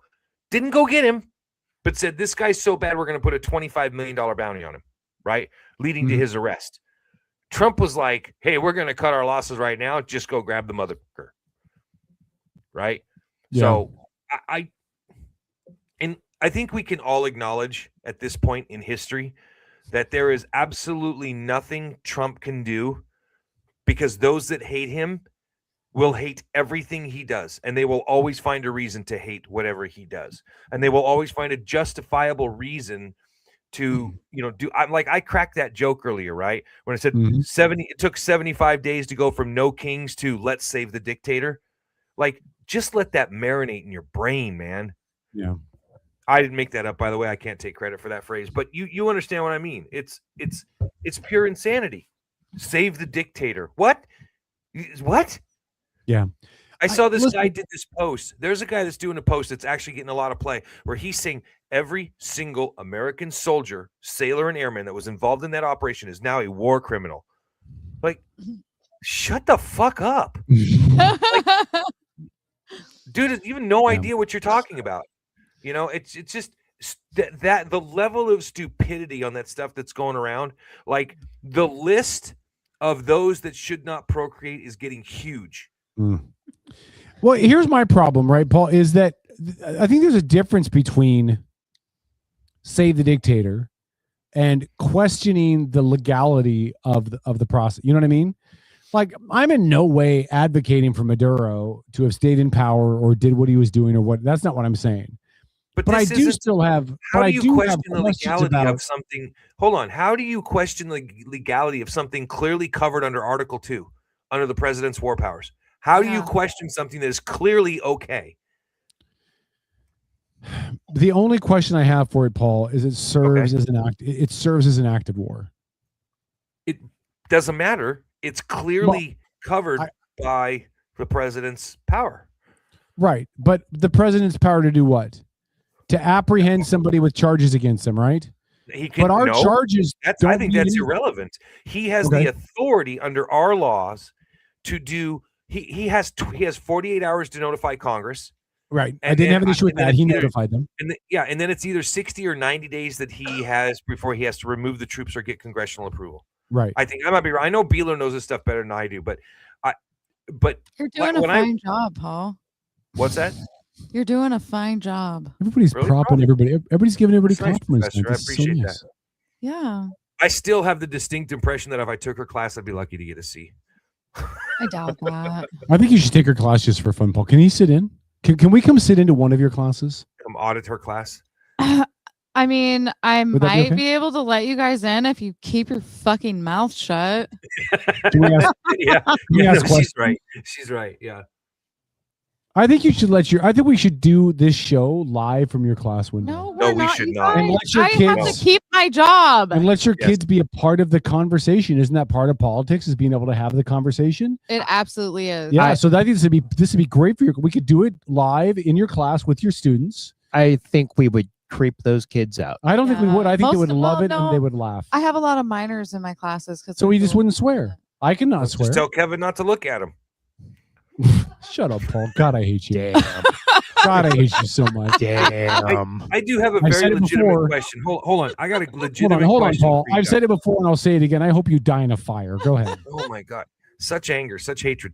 Listen, Margie, bless her soul, actually came up with something that's legitimate that I've been hearing a lot of people have been making, is that Trump did what he did to Maduro to change the topic of conversation from the Epstein files.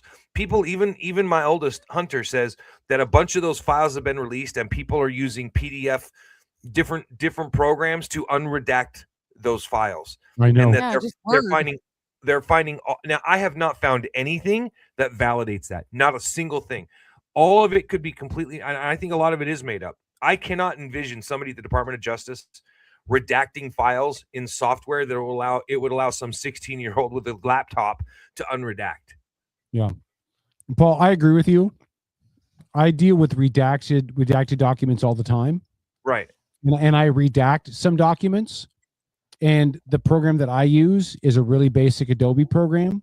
Mm-hmm. And you can't unredact in the way they're showing it. I can't imagine that secret agencies wouldn't have a higher level of redaction than I'm sure it's somebody And would snake not, like somewhere.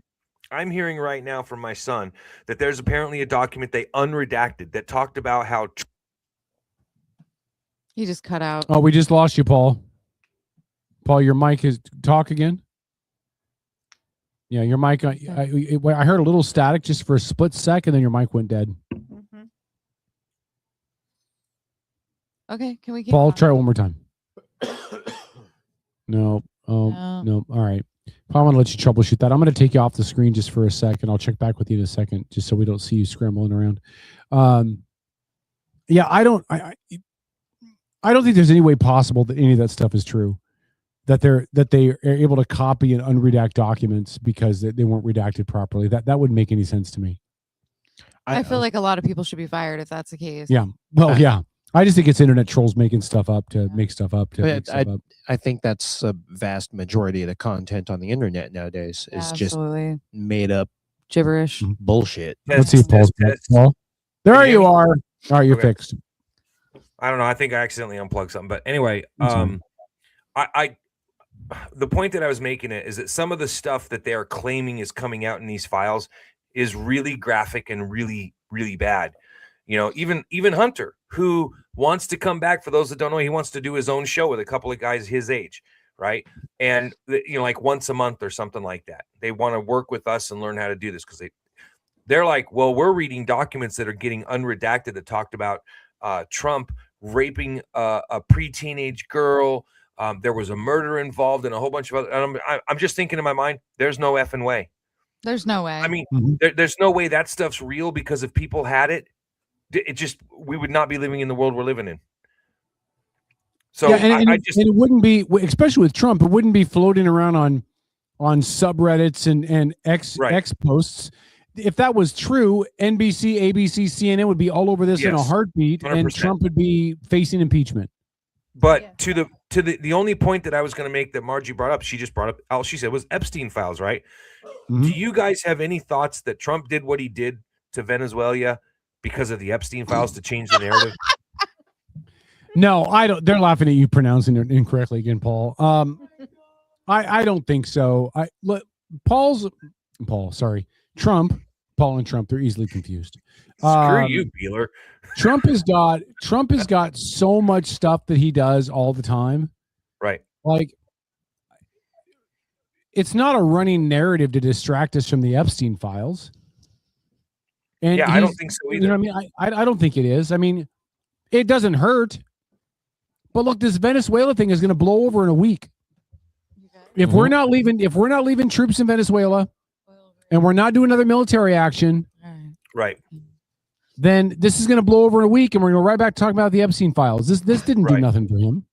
Yeah, I'm there with you. Well, I just wanted to bring it up. I thought it was a valid point. I've heard it from a lot of people. Margie raised it, and I just wanted to bring it up. Yeah, I don't actually agree with that. So. Are you alarmed that we haven't gotten all the Epstein files released, even though there was a congressional mandate to have it out at a certain date and time? Alarmed? I don't know that alarmed is the right word. I'm a little frustrated by it, but I have been very openly of the opinion that if anything serious was in those files that had to do with President Trump, it would have come out in the last 4 years. Absolutely. Probably. 1000%. Yeah. Well, I agree. I don't think there's anything in there specifically about Trump, because no matter what Trojo campaign season, right? But I'm sure that those files are never really going to see or I guess the public is never really going to see those files, because there's plenty of people in power that I'm sure are listed in there, and there's both sides of the aisle. There's plenty of this hand washes that hand, and everyone's going to agree. Yeah, we'll just drag this out, and eventually the public will forget. Mm-hmm. Exactly. Yeah, I certainly hope not. I mean, I hope it doesn't go as deep as everybody. The American public isn't that smart. No. I just mean I hope it doesn't go that deep. Like I'm afraid it is. Right? Don't get me wrong. I'm not being Pollyanna about this, but I hope it doesn't go so deep within the nuts and bolts of our government that they can bury it like that. You don't think our government's that corrupt? That's not what I said. I said I hope it's not. Oh, okay. There's a difference. Yeah. We certainly are corrupt. Oh, we're horrible. We're still the greatest nation in the world, though, Tom. Absolutely. We the people, yes. Our leadership, I have zero respect for any of our leaders. We're still the greatest in the world. Fair criticism, Tom. And for those that haven't seen it, Brandy Cruz interviewed a socialist Democrat socialist from the Washington State. He was a Washington State rep. Have you guys seen that interview? I did, when he said that Cuba was an example of a socialist country that was working. That worked. For those that haven't seen it, go watch it, because she asks this Democratic socialist, where has socialism worked? And he brings up the healthcare system in Cuba, and she's like, people are dying trying to cross open ocean to come here. And also, it's a communist country. Yeah. Not the same thing. The look on his face when she said, what other country would you risk your life to leave the U.S. to go move to, or something like that? And and his response was, well, I'm born and bred. I'm going to stay here and I'm going to fight. Right. I mean, that dude he did not meet the minimum IQ score to be a state representative. But God bless him. He's there. So he's elected in King County. That should tell you everything you need to know. Yeah. There you go. Yes. It's correct. A shining example of one of our big problems. Yeah. Yes, Tom. Hey, the other thing I wanted to ask you about in regards to this whole, did you hear what Margie Taylor Greene said earlier today in regards to Trump's strike in Venezuela? Oh God. Yeah. I think you're going to agree with what she said. Look, very little. I agree with very little she says. Please keep in mind, you're talking about someone now who's a jilted former lover. Yeah. You know. No, I don't know her like that. You've got to run it through that. You know, he was sleeping with her filter, not literally. Well, here's what she said. This is the same Washington playbook that we are so sick and tired of, that doesn't serve the American people, that actually serves the big corporations, the banks and the oil executives. My understanding of America First is strictly for the American people. She's come out hard against Trump's involvement in Venezuela. Now, she is a basket case and a Looney Tune and six sodas short of a six-pack. You know who she reminds me of? Turd Ferguson. Yeah. However, she's not alone. There are other Republicans that are in her camp. She doesn't live on an island by herself. If you were going to give a percentage, Paul, what percentage of Republicans do you think back Trump, and what percentage do you think are like her, maybe more to the libertarian side that are saying this is probably an 80-20? Yeah. 80 support, 20 do not? Yeah. Okay. What do you And think? basically, the 20% that do not are those that have already basically rubbed him the wrong way or pissed him off, or they've already clashed with him. So they're basically like, well, I got nothing to gain by being on his side now. You know, I mean, listen, you're going to laugh at this, and rightfully so. But you know who I look to in Congress as a bit of a barometer? AOC? No, fuck you. Fetterman. Oh, yeah. Yeah, I would agree. Has Fetterman commented on this yet? Yeah. That you know of? Yeah. He talked about how it's a good thing.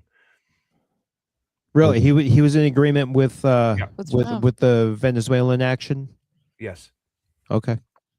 And I don't think, look, for anybody that wants to know, that wants to have a feel, just go on to Twitter for 5 minutes, type in Venezuela. Venezuela. That's what I said. That is not what you said. You're adding an That's what I I. said. Putting the Venezuela. emphasis on the wrong syllable. Venezuela. There Anyways, Perfect. Point. Here's what Fetterman said, which really is kind of a ballless comment. I mean, honestly, right? He said, quote, grateful for our U.S. military personnel that handled these orders in Venezuela with precision. I maintain that we have the strongest and most lethal military in the world. Today proves that even more. So he doesn't condone it, but it certainly isn't a full threaded. I'm glad we went in. Maduro deserved to get his ass kicked. But there was nothing negative there. And that's why I say I Right. look to him as a bit of a barometer now, because he's a true moderate Democrat. And if he doesn't come out specifically against something that Trump does, I think he's got good support in Congress for it. That's just my take. Yeah. I think you have a valid point, Paul, by the way, About what's that? About what? about Fetterman. Oh, okay. I don't, only because I feel like he's a Republican now. He is not. No, I know he's not calling himself a not. Republican, but I think he's a Democrat like me. Right. Where he's just no, the he's party's for leading the behind. American people. That's all it is. That's That's how a every true rep politician should be, right? Yeah. I mean, regardless of label, he's kind of a good barometer of. He's a stand-up guy. Yeah, well, as far as I've been able to tell, I haven't So found far. anything. I mean, I don't agree with all of his policies, obviously, but Right. But he I agree. seems Professor. like- I like that he puts the American people first. Yeah, It's I mean, he nice. seems in tune with the Yeah. average we the people. Yeah, exactly.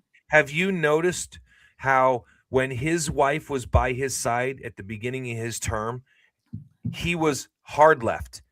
Yeah. And now that I've heard rumors that they're separated, but either way, as she's gotten further away from him, he's got more centered.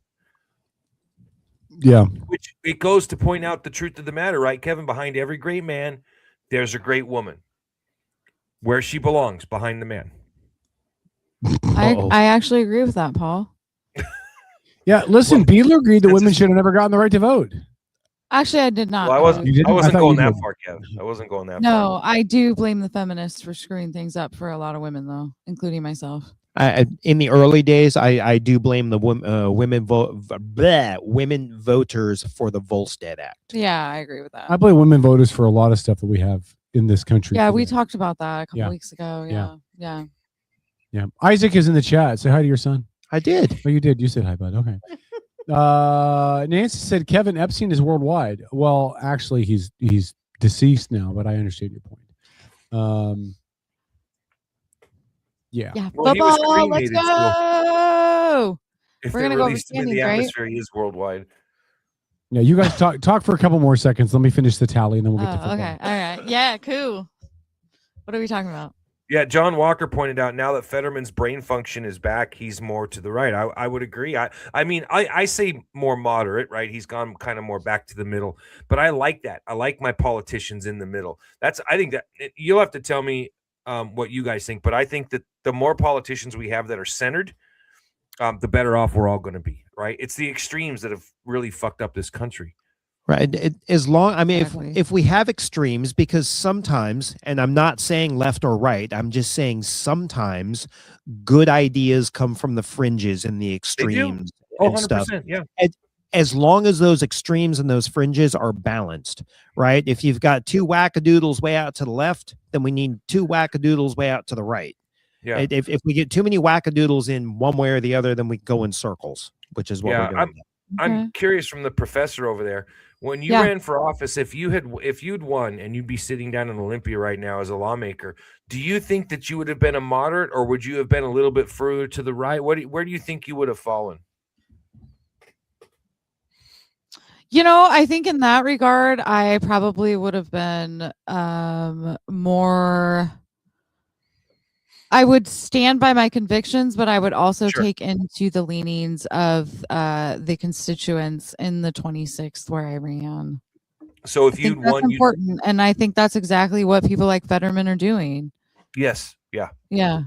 Yeah. I think it's okay for a politician to say, look, I'll use abortion, right? Like myself, if I was in office, and I would be like, I am pro-life. Life begins at the minute of conception. However, abortion is the law of the land in my state, right? Therefore, that's how it's going to stay. If my constituents come to me and say, we want you to fight for it to end it, then I would fight for it to end it. But otherwise I wouldn't, because it's the law of the land. Right. So would you have a hard time doing that, though, Beeler? Because, and I don't mean as a smart ass, but you're pretty conservative. I am conservative. And I think you're more conservative individually than the district in which you live. I think that this district is a little more moderate. No, I absolutely agree with that. But at the same time, I'm not so egotistical that I would go in there thinking that I know everything. I think it's important that, especially on the state level, I mean, federal level too as well, but it's important for our legislators to take into mind the temperature of the district in which they're living in on certain issues. I mean, on every issue, not just certain issues. So I think that's how I would have really tried to done that, not taking that trustee role that a lot of people take where they're voting their conscience, but more of a representative of the people, how it should be. So, are you still? That is the point of the job. That's literally the title. Yeah, it is. Are you, Alicia? Are you still pretty well dialed in with the party? No, I actually have not done anything with the Republican Party since I've been back. I did go to, which I saw you at, the Puget Sound Patriots picnic. But no, I haven't really gotten back into politics. And I have explained that even on the show when I came on, is that I've really found my peace in life. And I'm really happy without that additional stress that I faced for numerous years. Yeah. Only reason I was asking is I was just curious, because I think that we have a congresswoman here in the 6th who's going to be exceptionally vulnerable. She has not been shy about putting stuff out on social media. And some of it's been pretty goddamn stupid. Are you talking about Randall? Yeah. I don't think she's at risk at all. I think the high majority of Democrats support her, and I think that she's even pulled some people from the Republicans as well. So I'm just talking about what I believe. And having watched everything she's put on social media, and I comment on a lot of it, right? And she's more dumb than I thought she was. No, yeah, she really is. I mean, she really is not very smart. And the only reason I say that is because I feel like with the right campaign and the right people behind whoever's running, I think that she's a weak candidate and she's very vulnerable. She's only got one term under her belt, and she may have pulled some people from the right. But I think that's where messaging and money, unfortunately, you'd have to have the right kind of backing. But I just think that she could be beaten. And I was just going to ask you if you knew of anybody that was going to throw their hat in the ring against her. So that's all. I actually haven't heard anything, but I'm sure that the Republicans are doing their due diligence and they will put up a strong candidate.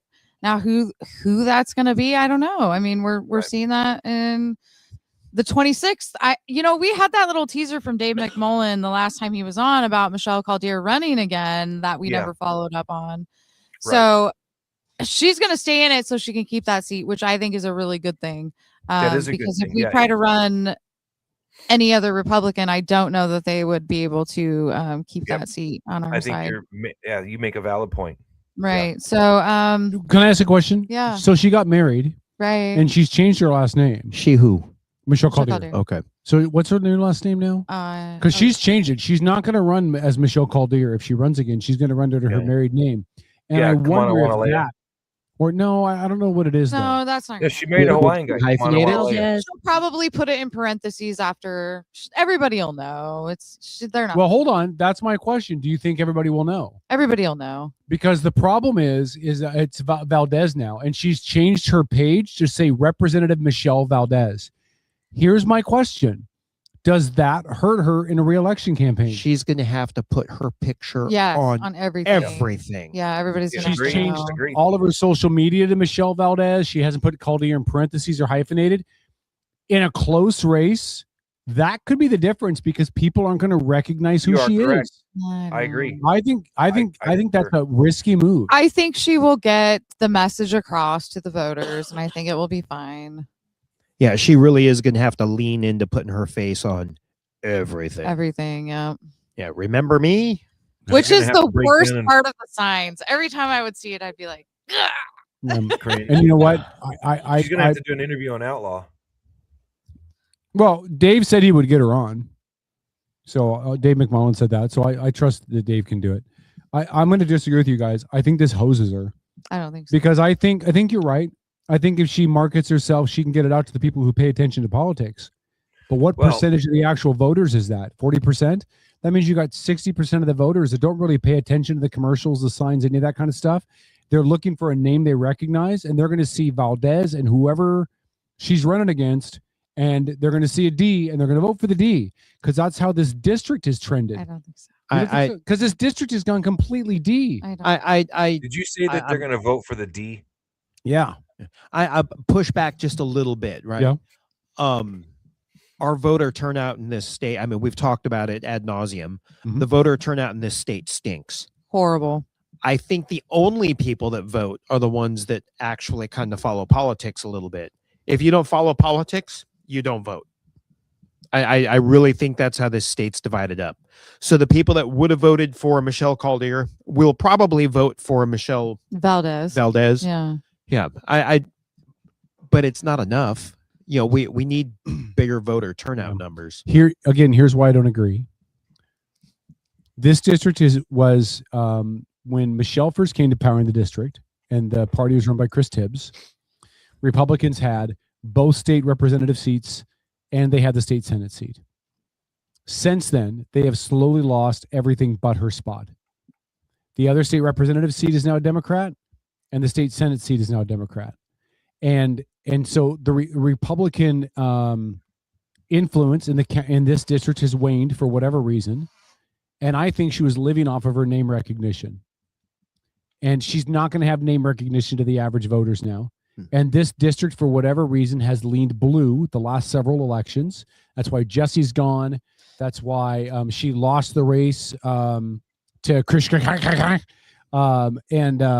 think she's doomed. I really do. Well, Just Kevin, because you don't have the best track record. The average voter is not paying attention to her name change. Now, I've been predicting her demise for 7 years now. So I could be wrong.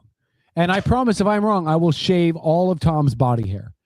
But I don't think I'm wrong. Okay. I think the way that she lost the last election to Deb and the fact that she's done her name change, I think the aura of invincibility that followed Michelle Caldier for a while in that seat take this too far. Is gone. Gone.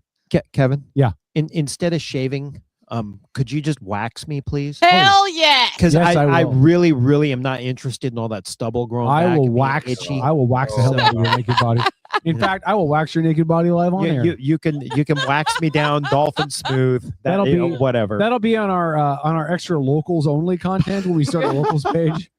K-Dog waxes Tom. We Film do with need 11. to get that going. Yeah, we do. We got that'll be on our first quarter of this year. By the way, I'm going to let the listeners in on this. We need a management meeting so we can set some goals. Yeah. So you guys just be thinking about that. Okay. All right. Can we talk some football stuff real quick? Yes. We're not going to make picks yet. No. But can we please just bask in the glory of the ass whooping that the Seahawk defense put on the San Francisco 49er offense on Saturday night? It was awesome. You mean by 10 points? Well, no, I'm not even talking about the mark, because listen, No, it was a good they game. should have won by 19 points. They had 2 field goals they missed, and they Yeah. had that drive in the first quarter where if they just would have gone for the field goal instead of going for the 4th down and missing it, Agreed. they'd have won by 19 points. Agreed. The offense had some issues. But they won by 10. Right, I know. Because Well, I said we're they gonna were get to going to that. win by 10. We're going to get to that. Tom's always right. We're going to get to that. But that defense, I don't even know if I ever saw it, Paul. I don't even know if I ever saw the Legion of Boom defense look that good for an entire game. They were fucking dominant, man. They were dominant. And we weren't playing the Panthers or the Raiders. We weren't playing a piss poor team. San Francisco's got weapons on offense. You can their defense has some issues, but that offense is still Brock Purdy, Christian McCaffrey, Kittle. I mean, that offense is still solid. And we didn't just beat them, we flogged them. They were like Maduro in his bedroom in the middle of the night. They had had less no than defense. 160 yards of total offense, Kevin. Yeah. And this is the number 1 offense in the NFL, which again showed that a great defense will outplay a great offense most of the time. Well, and on top of that, look, that game was never in doubt. San Francisco never posed a threat. The closest they got to even coming close was that interception in the third quarter. And other than that, they were never really even in Seattle territory. Like, that was a dominant ass game. That defense got better quicker than I thought they would. And I don't know if you heard, they signed Charles Cross to a 4-year, $107 or $104 million extension today. So they got their left tackle secured. That means they can move forward on securing in some other guys and getting some other long-term contracts figured out.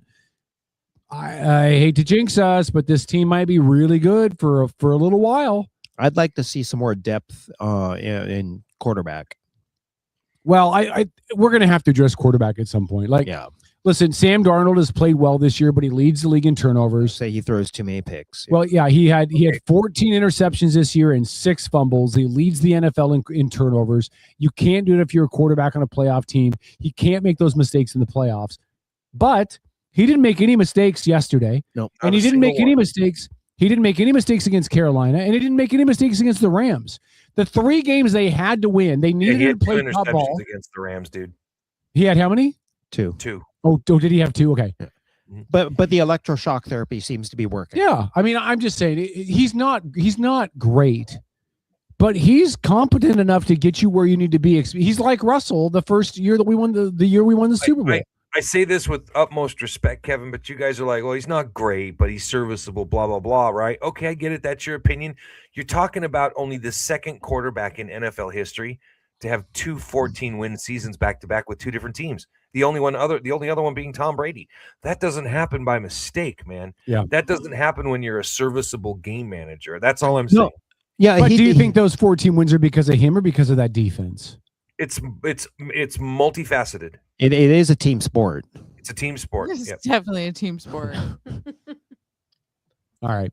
Yeah, I this team is going to be good for a little while. Barring, they found their running game at the right time. That And just to touchdown point out, run. they have another receiver coming back. That's another speedster. Oh, is that the guy they picked up? Nicole Hardeman?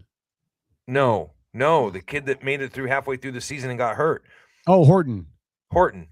Okay, well, they also picked up. Oh no, Nicole Hardeman can't play in the postseason. He was only good for the last couple games of the regular season off of waivers. They're going to be great. I don't care who they play in the first round. And really, the way the Rams have played and the way they handled the Niners, nobody in the NFC worries me right now. Well, I would be concerned about the Rams. Would you? They're still a good team, but you're playing them at home, so you've got all the advantages in the world, man. It's not One last thing I'll tell you. In 2005, the Catholic Church had to name a new pope. They named a new pope. The Seahawks won 13 games that year, were the number 1 seed, went to the Super Bowl. They lost to Pittsburgh. 2013, the Vatican Church had to pick a new pope. Yeah. Seahawks won 13 games, made it to the Super Bowl. 2025-26, Vatican had to name a new pope. Seahawks won 14 games with the number 1 seed. We are God's team. We are God's team.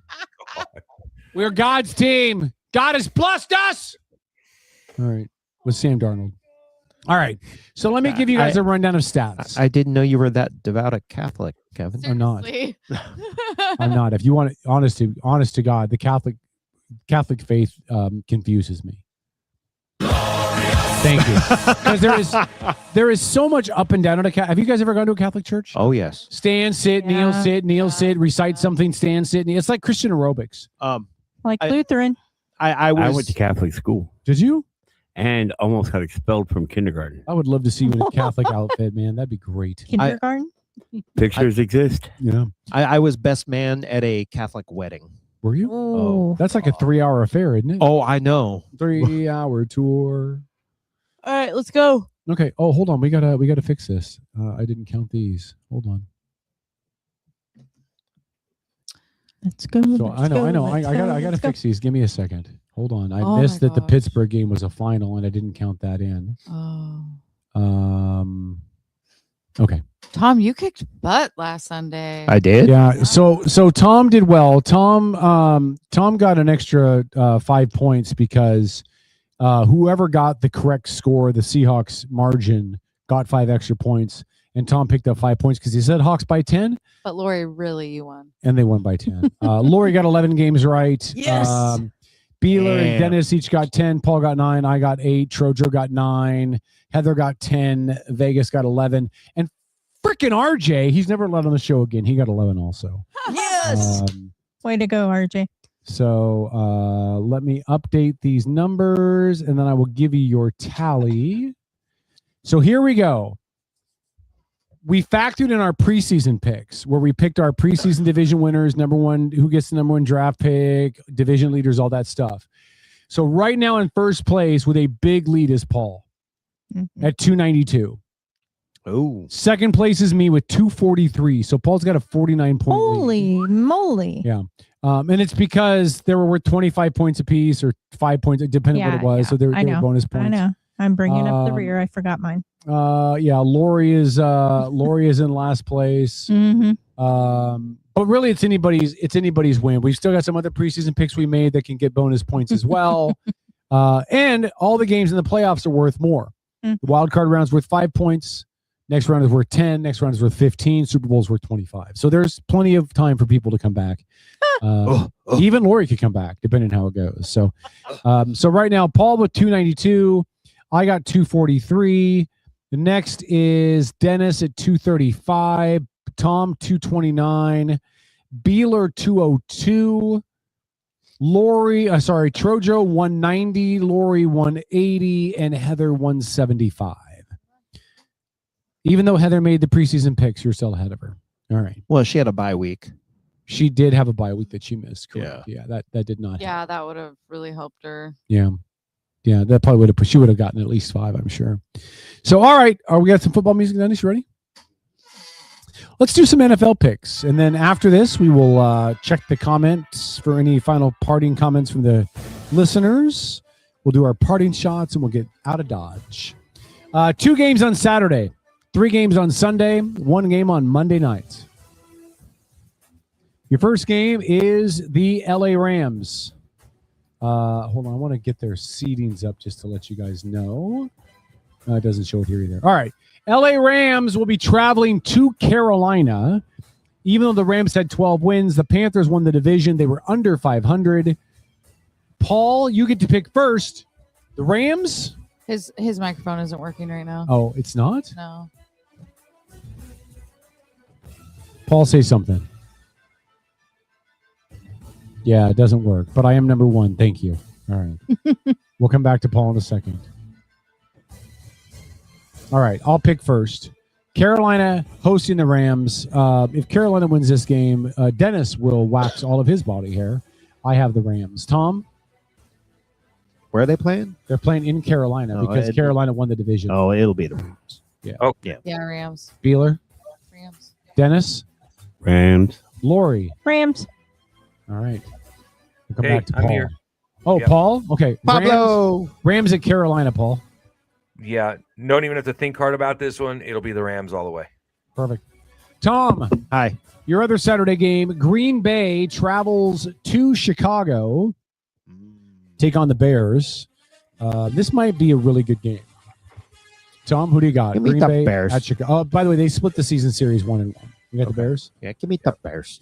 Beeler? I'm also going to go with the Bears. Dennis? Bears. Lori? Bears. Paul? It's going to be where are they playing? In Chicago.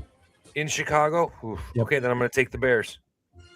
All right, I got the Bears as well. Well, this is not challenging. All right. Beeler. Yeah. Buffalo at Jacksonville. Buffalo finishes with 12 wins. Jacksonville with 13.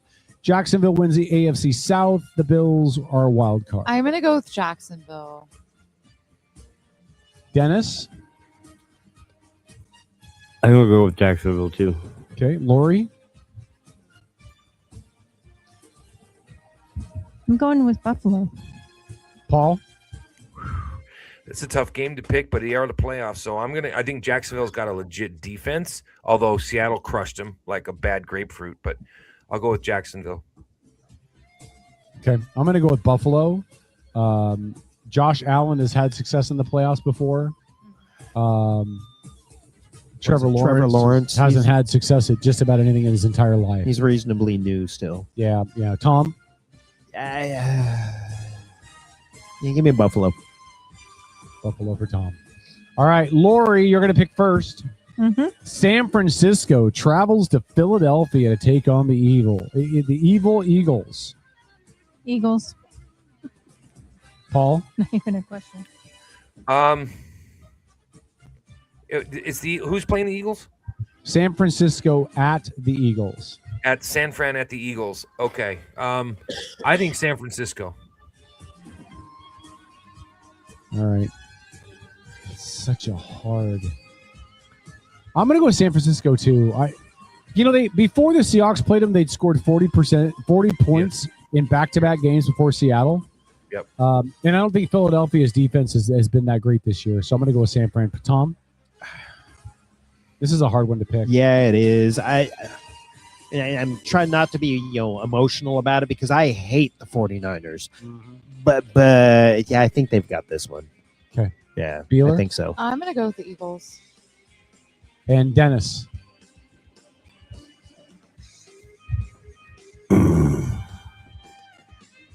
Philly.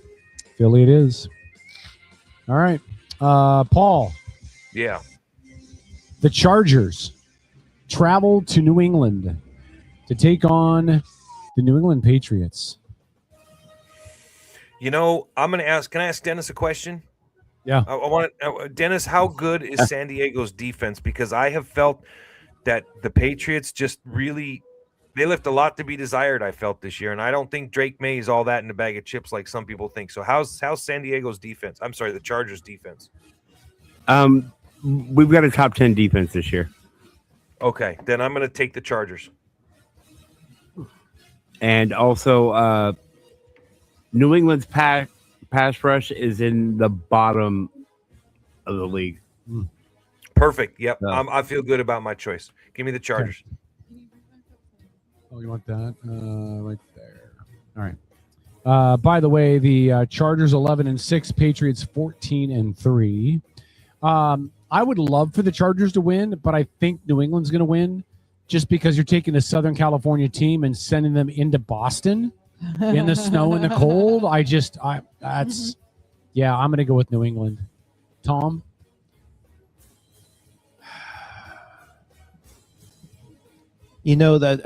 The Chargers made me worried today watching them, but then you had to sit back and go, all right, they're resting all their starters. Yep. I'll stick with the Bolts. All right. Beeler. I'm going to go with the Patriots. Dennis. I'm going to go with the Bolts. And Lori. Patriots. All right. All right. This is your shit stain game of the week. There is one? Yeah, there is one. Trust me. Okay. Brought to you by the Emily Randall campaign. Reminding you that a vote for Emily Randall is a vote for gibberish. Vote for higher taxes. Houston at Pittsburgh. Literally, nobody's going to care about this game. I don't know why they put it on Monday night. Yeah. I think the Niners-Philly game would have been better. The Chargers-New England game would have been better. The Buffalo-Jacksonville game would have been better. The Green Bay-Chicago game would have been better. The Rams at Carolina is perfect where it's at, but any other game besides this one should have been on Monday night. This game is horrible. It's just because Aaron Rodgers is still alive in the playoffs. I hope he breaks a femur. I'm going with Houston. Tom? By the way, Houston finishes 12-5. Yeah. And the Steelers 10-7. They host because they won the AFC North. Yeah, but the AFC North was garbage. Yeah, who's the cleanest looking turd in the punch bowl? Yeah. Well, 10-7 is not a horrible record, but yeah.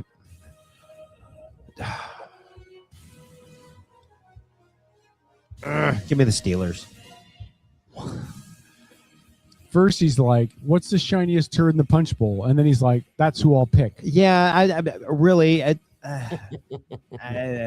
Beeler, they're home, so. I am gonna have to go with Pittsburgh. Dennis, Pittsburgh and who?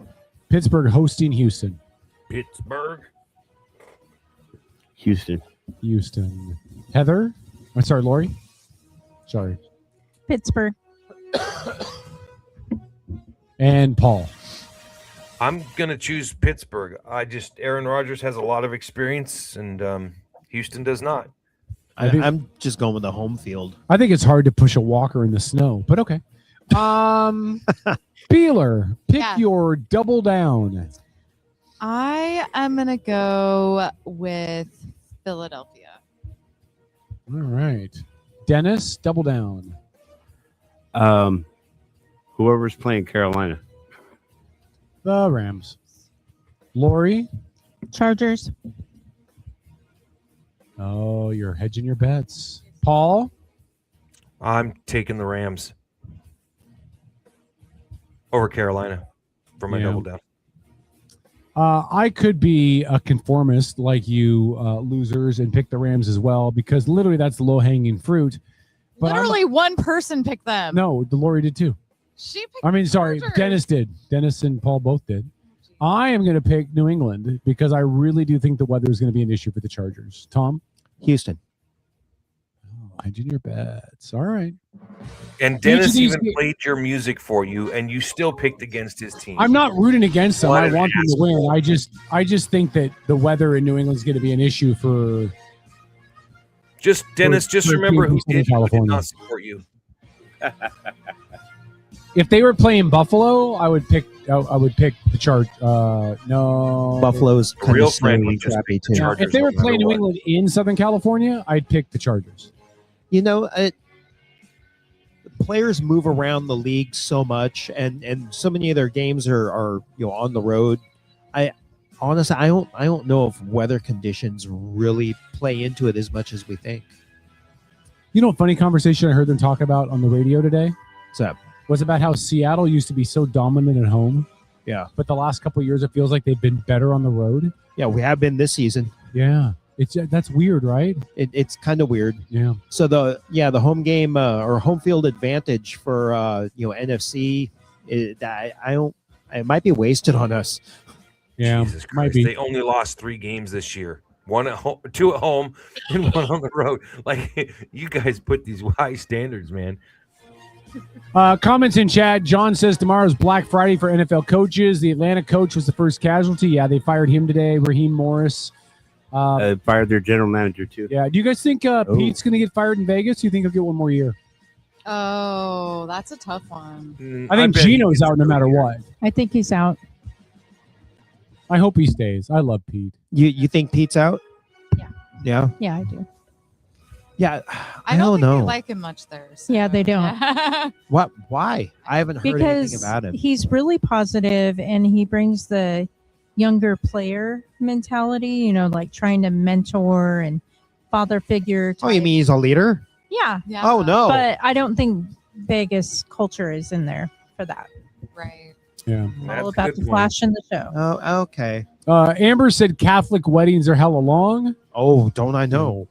Amber also says Pete will stay. I hope so. I hope he gets one more year, and they've got the #1 pick, so they can draft a young rookie quarterback. And if they thought bringing Pete in was going to turn that program around with how bad they've been, like somebody's on crack.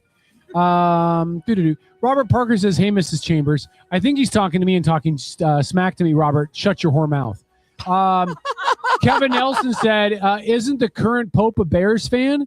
Yeah, the current Pope is also Catholic. Let's see. I hope so. I mean, he is supposed to be the Pope of the Catholic. Well, I'm just saying that just because he's a Bear fan doesn't make him smart. He's Catholic. Thank you. John Walker said ESPN Scott Van Pelt thinks our defense alone may be enough to win the Super Bowl. Keep in mind, Scott Van Pelt is from the Seattle area. He's a bit of a homer. Might be biased. I didn't know that. Yeah, he is. He was at Bellevue or up here. Really? Yeah. He's Wow. a local guy. That explains so much right there. I didn't know that here. Lindsay asked if somebody needs a licensed esthetician. I don't know what that's in common. For the waxing. Oh, for the waxing. No, we don't need a licensed esthetician. I'm going to do it with wax and duct tape. Yeah, there we go. Did you just snort? Who just snorted? It was me. Beeler snorted? That checks. Holy hell, man. About the scene from the 40-year-old version. When they Oh God. What's funny? My niece is actually a licensed esthetician. No, I'm doing it though, and I'm going to enjoy it. Kevin, have you seen that? The 40-year-old version. No, with not Steve the whole Carell. He did that scene. Not the whole thing. He did that scene for real. He let them wax him. Yeah. It was Oh. amazing. Damn. He's a Yeah. furry dude too. Yeah. I mean, Yeah. so am I. And but he was bleeding. Oh, Amber said, if people pay attention to politics and her face, she'll be fine. Yeah, she's talking about Michelle. oh yeah. Maybe. I thought she was talking about Emily Randall. She was talking about Michelle. All right. And that's what we've got in there for comments. Cool. Cool. Look at that. Oh, it's only 10:11. No, let's do our thing. Let's Paul, go. is your microphone fixed? Are you there? Yeah, I'm here. There you are. Okay. All right. Robert said, I was speaking to your radio wife, Kevin. I thought maybe you were still mad at me and didn't send me the invite. Oh, no, trust me. When Beeler and I get hitched and she has the most wonderful honeymoon of her life that lasts 37 seconds and then 15 minutes of crying afterwards, me crying, not her, you'll get the invite. I'm pretty sure I'd be crying too. Thank you. No, well, you'll be crying in joy. You'll be like, that was the most amazing 37 seconds I've ever had. All right. Aren't you two adorable? Are we there? That's enough of that. Kevin Nelson said, from what I've seen, the series finale of Stranger Things was really well done. Quick question for you guys. Have you guys watched Stranger Things? Nope. I Any of haven't you? seen any of it. F-bomb is way into it, so I'm picking up a bunch kind of by osmosis. Yeah. It's like the coolest thing going around right now, but I've never seen it. So I watched the first season and then gave up. The but first season saw was the finale and didn't care. I love sci-fi too. I just have never. the Yeah. first season was a snoozer, Mhm. and then as I've kind of picked up other stuff through osmosis, you know, when Heather's got it on, it's all right. I mean, it's kind of they miss a lot of marks because those kids are supposed to be like our age, Right, you know, right. approximate, and Bless you, Dennis. yeah, they missed the mark on a few like Gen X childhood things. So you know what comes Oh, in? yeah. You know what's going to debut in February that I'm really excited for? What? Why Marshalls? I don't Which know. is Oh, based the new off of Yellowstone Yellowstone. Yeah, it's the Yellowstone Oh, spinoff yeah, with yeah. Casey Dutton becomes Yeah. a Marshal. I'm really looking forward to that.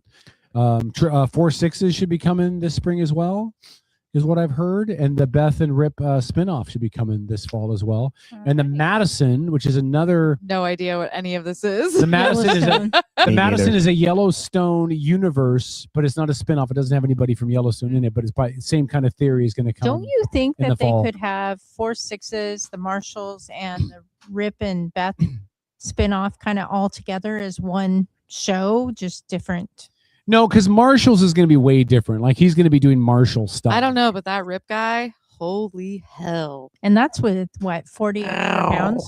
Yeah. Well, Yeah. the other thing is If- with the 4/6s is that Taylor Sheridan bought the ranch, dude. So Yeah, Oh, they're did doing he it. really? Yeah, they're doing it at Yeah. his range. Yeah. Okay. All right. Yeah. I was going to say one other thing too. What? And I don't remember what it was. Damn it, I lost it. There any horror fans? I am never going to forgive Kevin Costner for causing them to break up Yellowstone. Yeah. I hope he gets hit by a horse. All right. Oh, and Kevin says Scrubs is coming back on ABC. 28 years later is coming out. What is? It's already out. No, it's 16th. January 16th. It hits. Is that the sequel to 28 Days Later? 28 days. And Then they did 28 weeks. weeks, and then they've done 28 years. I swear to God, I just saw it because we watched 28 Weeks Later. And Yeah, then no, it was up 28 there. Yeah, it releases to the theaters on the 16th. I just saw a commercial today. I'm, Well, you'll I'm be kind of excited. Plenty happening to you. You'll have closed captioning for that. Yeah, I don't like those zombies though. They're super fast and they change really fast. And that is not how I like my zombies. I want my zombies to Oh, be you want slow. the slow? Yes. brain. Yeah. I like all the zombie genres actually. I do I'm a fan of all of them. Oh, I saw that. Favorite zombie movies are Resident Evil, which are fast. Oh, those are good. But the zombies in that one turn instantly, and then they're just like, I'm right there with you. Yeah. I see you. It's okay. Did were you a Walking Dead fan? hell yeah. Okay. Yeah. Okay. All right. Thoughts of the night. What Last are we thing, doing? Kevin Nelson, Scrubs is coming back on ABC. Does anybody care? Nobody cares. I like Scrubs. You already said it. Scrubs is funny. That is a funny show. Yeah, it is. you know, we'll see. I just don't watch. I don't watch it that much. I don't watch a lot of television. But you know, if Scrubs is on, I'll sit and laugh at it, and then I'll ignore it for months and months. And sit and I laugh would like at to it point again. out that it is 10:15 and Professor Beeler's not losing her ever-loving mind. At the Oh no, show. I'm losing my mind. I've been sitting here Yeah, doing I this know, to the she's- computer. The last thing I'll say, and before you depart party shots, my favorite show comes back on Tuesday, which is Will Trent. And The Rookie comes back on Tuesday. So, like, two of my favorite I shows. do come like back. the Rookie. Rookie's good. Will Trent is really good. Will Trent is really, really good. If you haven't seen Nobody's Will ever Trent, heard of it. Will, it's on right before The Rookie. Paul, seriously, go watch the first 2 episodes. You'll love it. You really will. It's a great show. All right, let's wrap. Lori, this do you shit have any party up. shots? Happy New Year. Happy New Year. Pay attention. We have a lot of new regulations. Yeah. Vote. Become informed and vote often. Vote for anybody and raise who's your not blue. voice. I don't care who you vote for. Just don't vote for another Democrat. I swear Raise to your God. voice. Yeah. Dennis, parting shots, my friend. Your mic's not on. There you go. Happy New Year Happy New Year. and cooperate with kids. Is anybody hiring? Yeah, for real. For The real. struggle is real. Yeah, this is harder now to look for jobs after Christmas because people start to scale back, right? Yep. Yeah. Yeah, well, I'm just saying, if you see me out having drinks with your dad, mind your business. By the way, we're going to start promoting starting next week Beeler's new business, Beeler's Foot Picks. Did she buy Kiki out? She bought Kiki out. Okay. Foot Picks by Beeler. I do have great feet, though. Yeah, Or except for so the I've been warts. told. Except for the warts. All right. Warts? That's disgusting. Tom, parting shots. Yeah. So I know there's this tradition, this social thing or whatever that people do dry January. Right. And I got no problem with dry January. I think dry January is a great idea. It's a horrible execution. So if you're trying to make sure that your liver health is good and you don't overdrink and all that, 1 month a year off is stupid. It's No stupid. doubt. So do yourself a favor. Take 1 week a month off. Yeah. You're drinking less, right? Spread out over, you get better liver health. Yeah. And you're not hurting my bottom line so damn much I because no was- one buys anything in January. I was just going to say, and if those 3 weeks you need some really damn fine whiskey, come on down to Black Ring Spirits. Right. But Black Ring Spirits, the place with more empty bottles than Casey Anthony. but I would just advocate, if you're doing something like that for health reasons, do it right. Yeah. Take 1 week a month off, not 1 month a year. Yeah. That's dumb. That is dumb. Just drink in moderation. Yes. Even if that moderation is 12 a day, as Yeah, long as you're whatever. consistent, you'll be fine. Yeah, take 1 week a month off and you'll probably live a little longer than people who don't. Beeler, or as Robert calls you, Mrs. Chambers. Oh my God. Could you? That's what Robert said, man. Don't get mad at me. I'm just the messenger. Robert is deliberately trying to piss me off right now. That's all that. What did you do to make Robert mad at you? Why is Robert trying to be mean to you? Who knows? Why does the thought of spending the rest of your life with me make you so mad, Beeler? Why? What did I do to you? Well, I just have different ideas in my head about what I want. I would be an amazing husband for you. Really? I would be, yeah. Oh. I would be. See, watch. Ah, yeah. Yep. Got it. Got it all figured out. Got it all figured out. All right. She's gonna kill you. See, look at the look at her face. She'd be happy forever. All right. I'll let you compose yourself. Paul, parting shots. One thing I was going to say to Dennis and anybody else that's out there listening, you can go on to Indeed, and there are literally thousands of remote jobs where you just sit on the phone. You're working on the phone for different companies, thousands of them, with great incomes too. 80,000 a year plus just for answering people's questions on the phone. So anyway, and as far as additional final thoughts are concerned, don't forget to wrap it on the honeymoon, Kevin. Beeler, don't do it. And Tom, I thought we were done with all of this shit. Why is it coming back up again? I'm agreeing with you, but people are calling you Mrs. Chambers in the chat room, and Kevin's That's just pulling Parker your hair. being a dick. And Parker's anyway, back on my positive list tonight. Parker, you made it back on the mailing list. love you all, and have a great beginning of a new year. You too. Perfect. All right. Beeler, do you have any parting shots? I do have some. Go ahead. What do you got? What do you got? Go ahead. Kevin. Go ahead. Talk to me, Kevin. Beeler. What do you got? You're getting in trouble with HR. I'm seriously. I got two words for beat your HR. ass. I got 2 words for HR. Fuck off. Okay, go ahead. Right back at you, Kevin. This is the only job I can say that, because my other jobs I'd be in back at big trouble. But go ahead. Okay, well, I just want to say good riddance 2025. Here's looking with a positive outlook into 2026. God, I hope you're right. Also, one of the things we didn't bring up was the Brian Haywood signatures that Let's both talk about passed. that. Let's spend some time on that. No. This is my parting shot right now. Go ahead. All right. No. So Brian Haywood's passed. The voter ID one did not pass, but they are going to start collecting signatures again for that, and it will go on the general election ballot. Okay. Which is actually a good thing because it Yeah. doesn't really go through all the other shit. Right. So Really quick, the other two was for protecting Parental women's rights. sports and parental rights. Parental- Will those go on a special election in March then? Or when do those show up on a ballot? Yeah, our primary it'll be go the in first the general. it'll be the next election. So Yeah. whatever we have, it'll be August because we'll have a August for the primary, for okay. the Senate at least. So yeah. Okay. All Yeah. right. Thank you. Sorry, go ahead. Unless March comes up, they can put it on that one too. It doesn't have to. I would hate for it to necessarily be the in August one. March because those are always so low turnout. 'cause Oh, they're yeah, like levies and bonds and stuff. Oh, you mean like the stellar turnout we have for all of our other elections? I'm just saying it's worse than the other elections. Like there's shitty and then there's those. It's like even worse than that. But go ahead, Beeler. It's your party shot. I apologize. Just want to clarify. Yeah, no, I totally lost where I was going with that because you started talking. So I know I distract you with my yeah, that was all it was. sexiness. Anyways, I hope 2026 is really great for everybody. So Okay. Mm-hmm. So two quick parting shots. One, I saw Single Dawn today. She showed up at my church. Oh, that wow. was unexpected. So I don't know Single who Dawn Single was Dawn is. yeah. She's a loyal listener to the show who hates me. Oh, okay, but- cool. but- doesn't Hi, Dawn. I like you already. I saw Single Dawn at church today. That was nice to see you, Single Dawn. A long time no see. It was good to see you. Thanks for coming in. Hopefully you enjoyed yourself. The only other thing I've got is, again, listen, 2026 is a brand new opportunity to do brand new things and start to undo things that should have never been done in the first place. So whatever that is in your life, whether that's politics, personal, whatever, embrace the change and embrace the opportunity, and most of all, be safe. Don't drive if you've been intoxicated or you're high. That's just not worth it. Don't be a doofus. And love each other. That's it. Just love each other. Love each other like I love Beeler, because it's it's like the holidays every Kevin. day. All right, Outlaw Kevin. Radio. We'll Stop. see you guys tomorrow. Not tomorrow. We'll see you guys next Sunday. Kevin won't. Are Outlaw you ready Radio to Network. add a touch of sensuality to your life? hold on. Introducing Lori's Beads. Hold on, mute that. Ult- We got to tag our sponsors. We got to tag Destination Highway 420, proud sponsor of the show. Hey. Check them out on Hollis. Thank you, Destination Highway 420. You guys rock. Yep.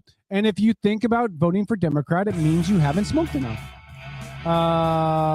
And then also thanks to Black Green Spirits, our home away from home, the proud place we broadcast this show from, the only place with more empty bottles than Casey Anthony. We appreciate you, Tom. Thanks for letting us come down here and do the show. Thanks again to Dennis for all the hard work. This couldn't happen without him. Thanks to Paul for not standing up and showing he's not wearing pants. I love you, Paul. Good night, everybody. Outlaw Radio. Hey, sit down, Paul. Outlaw Radio. Good night, everybody.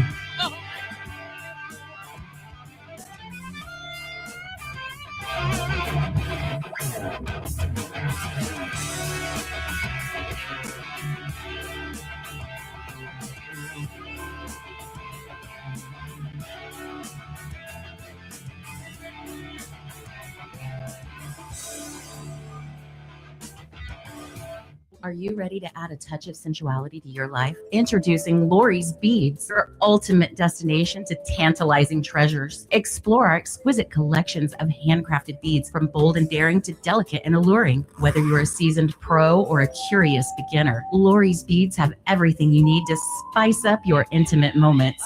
Discover your hidden desires and let your fantasies come to life with Lori's Beads. Visit us online or in store today. Lori's Beads, unleash the passion within.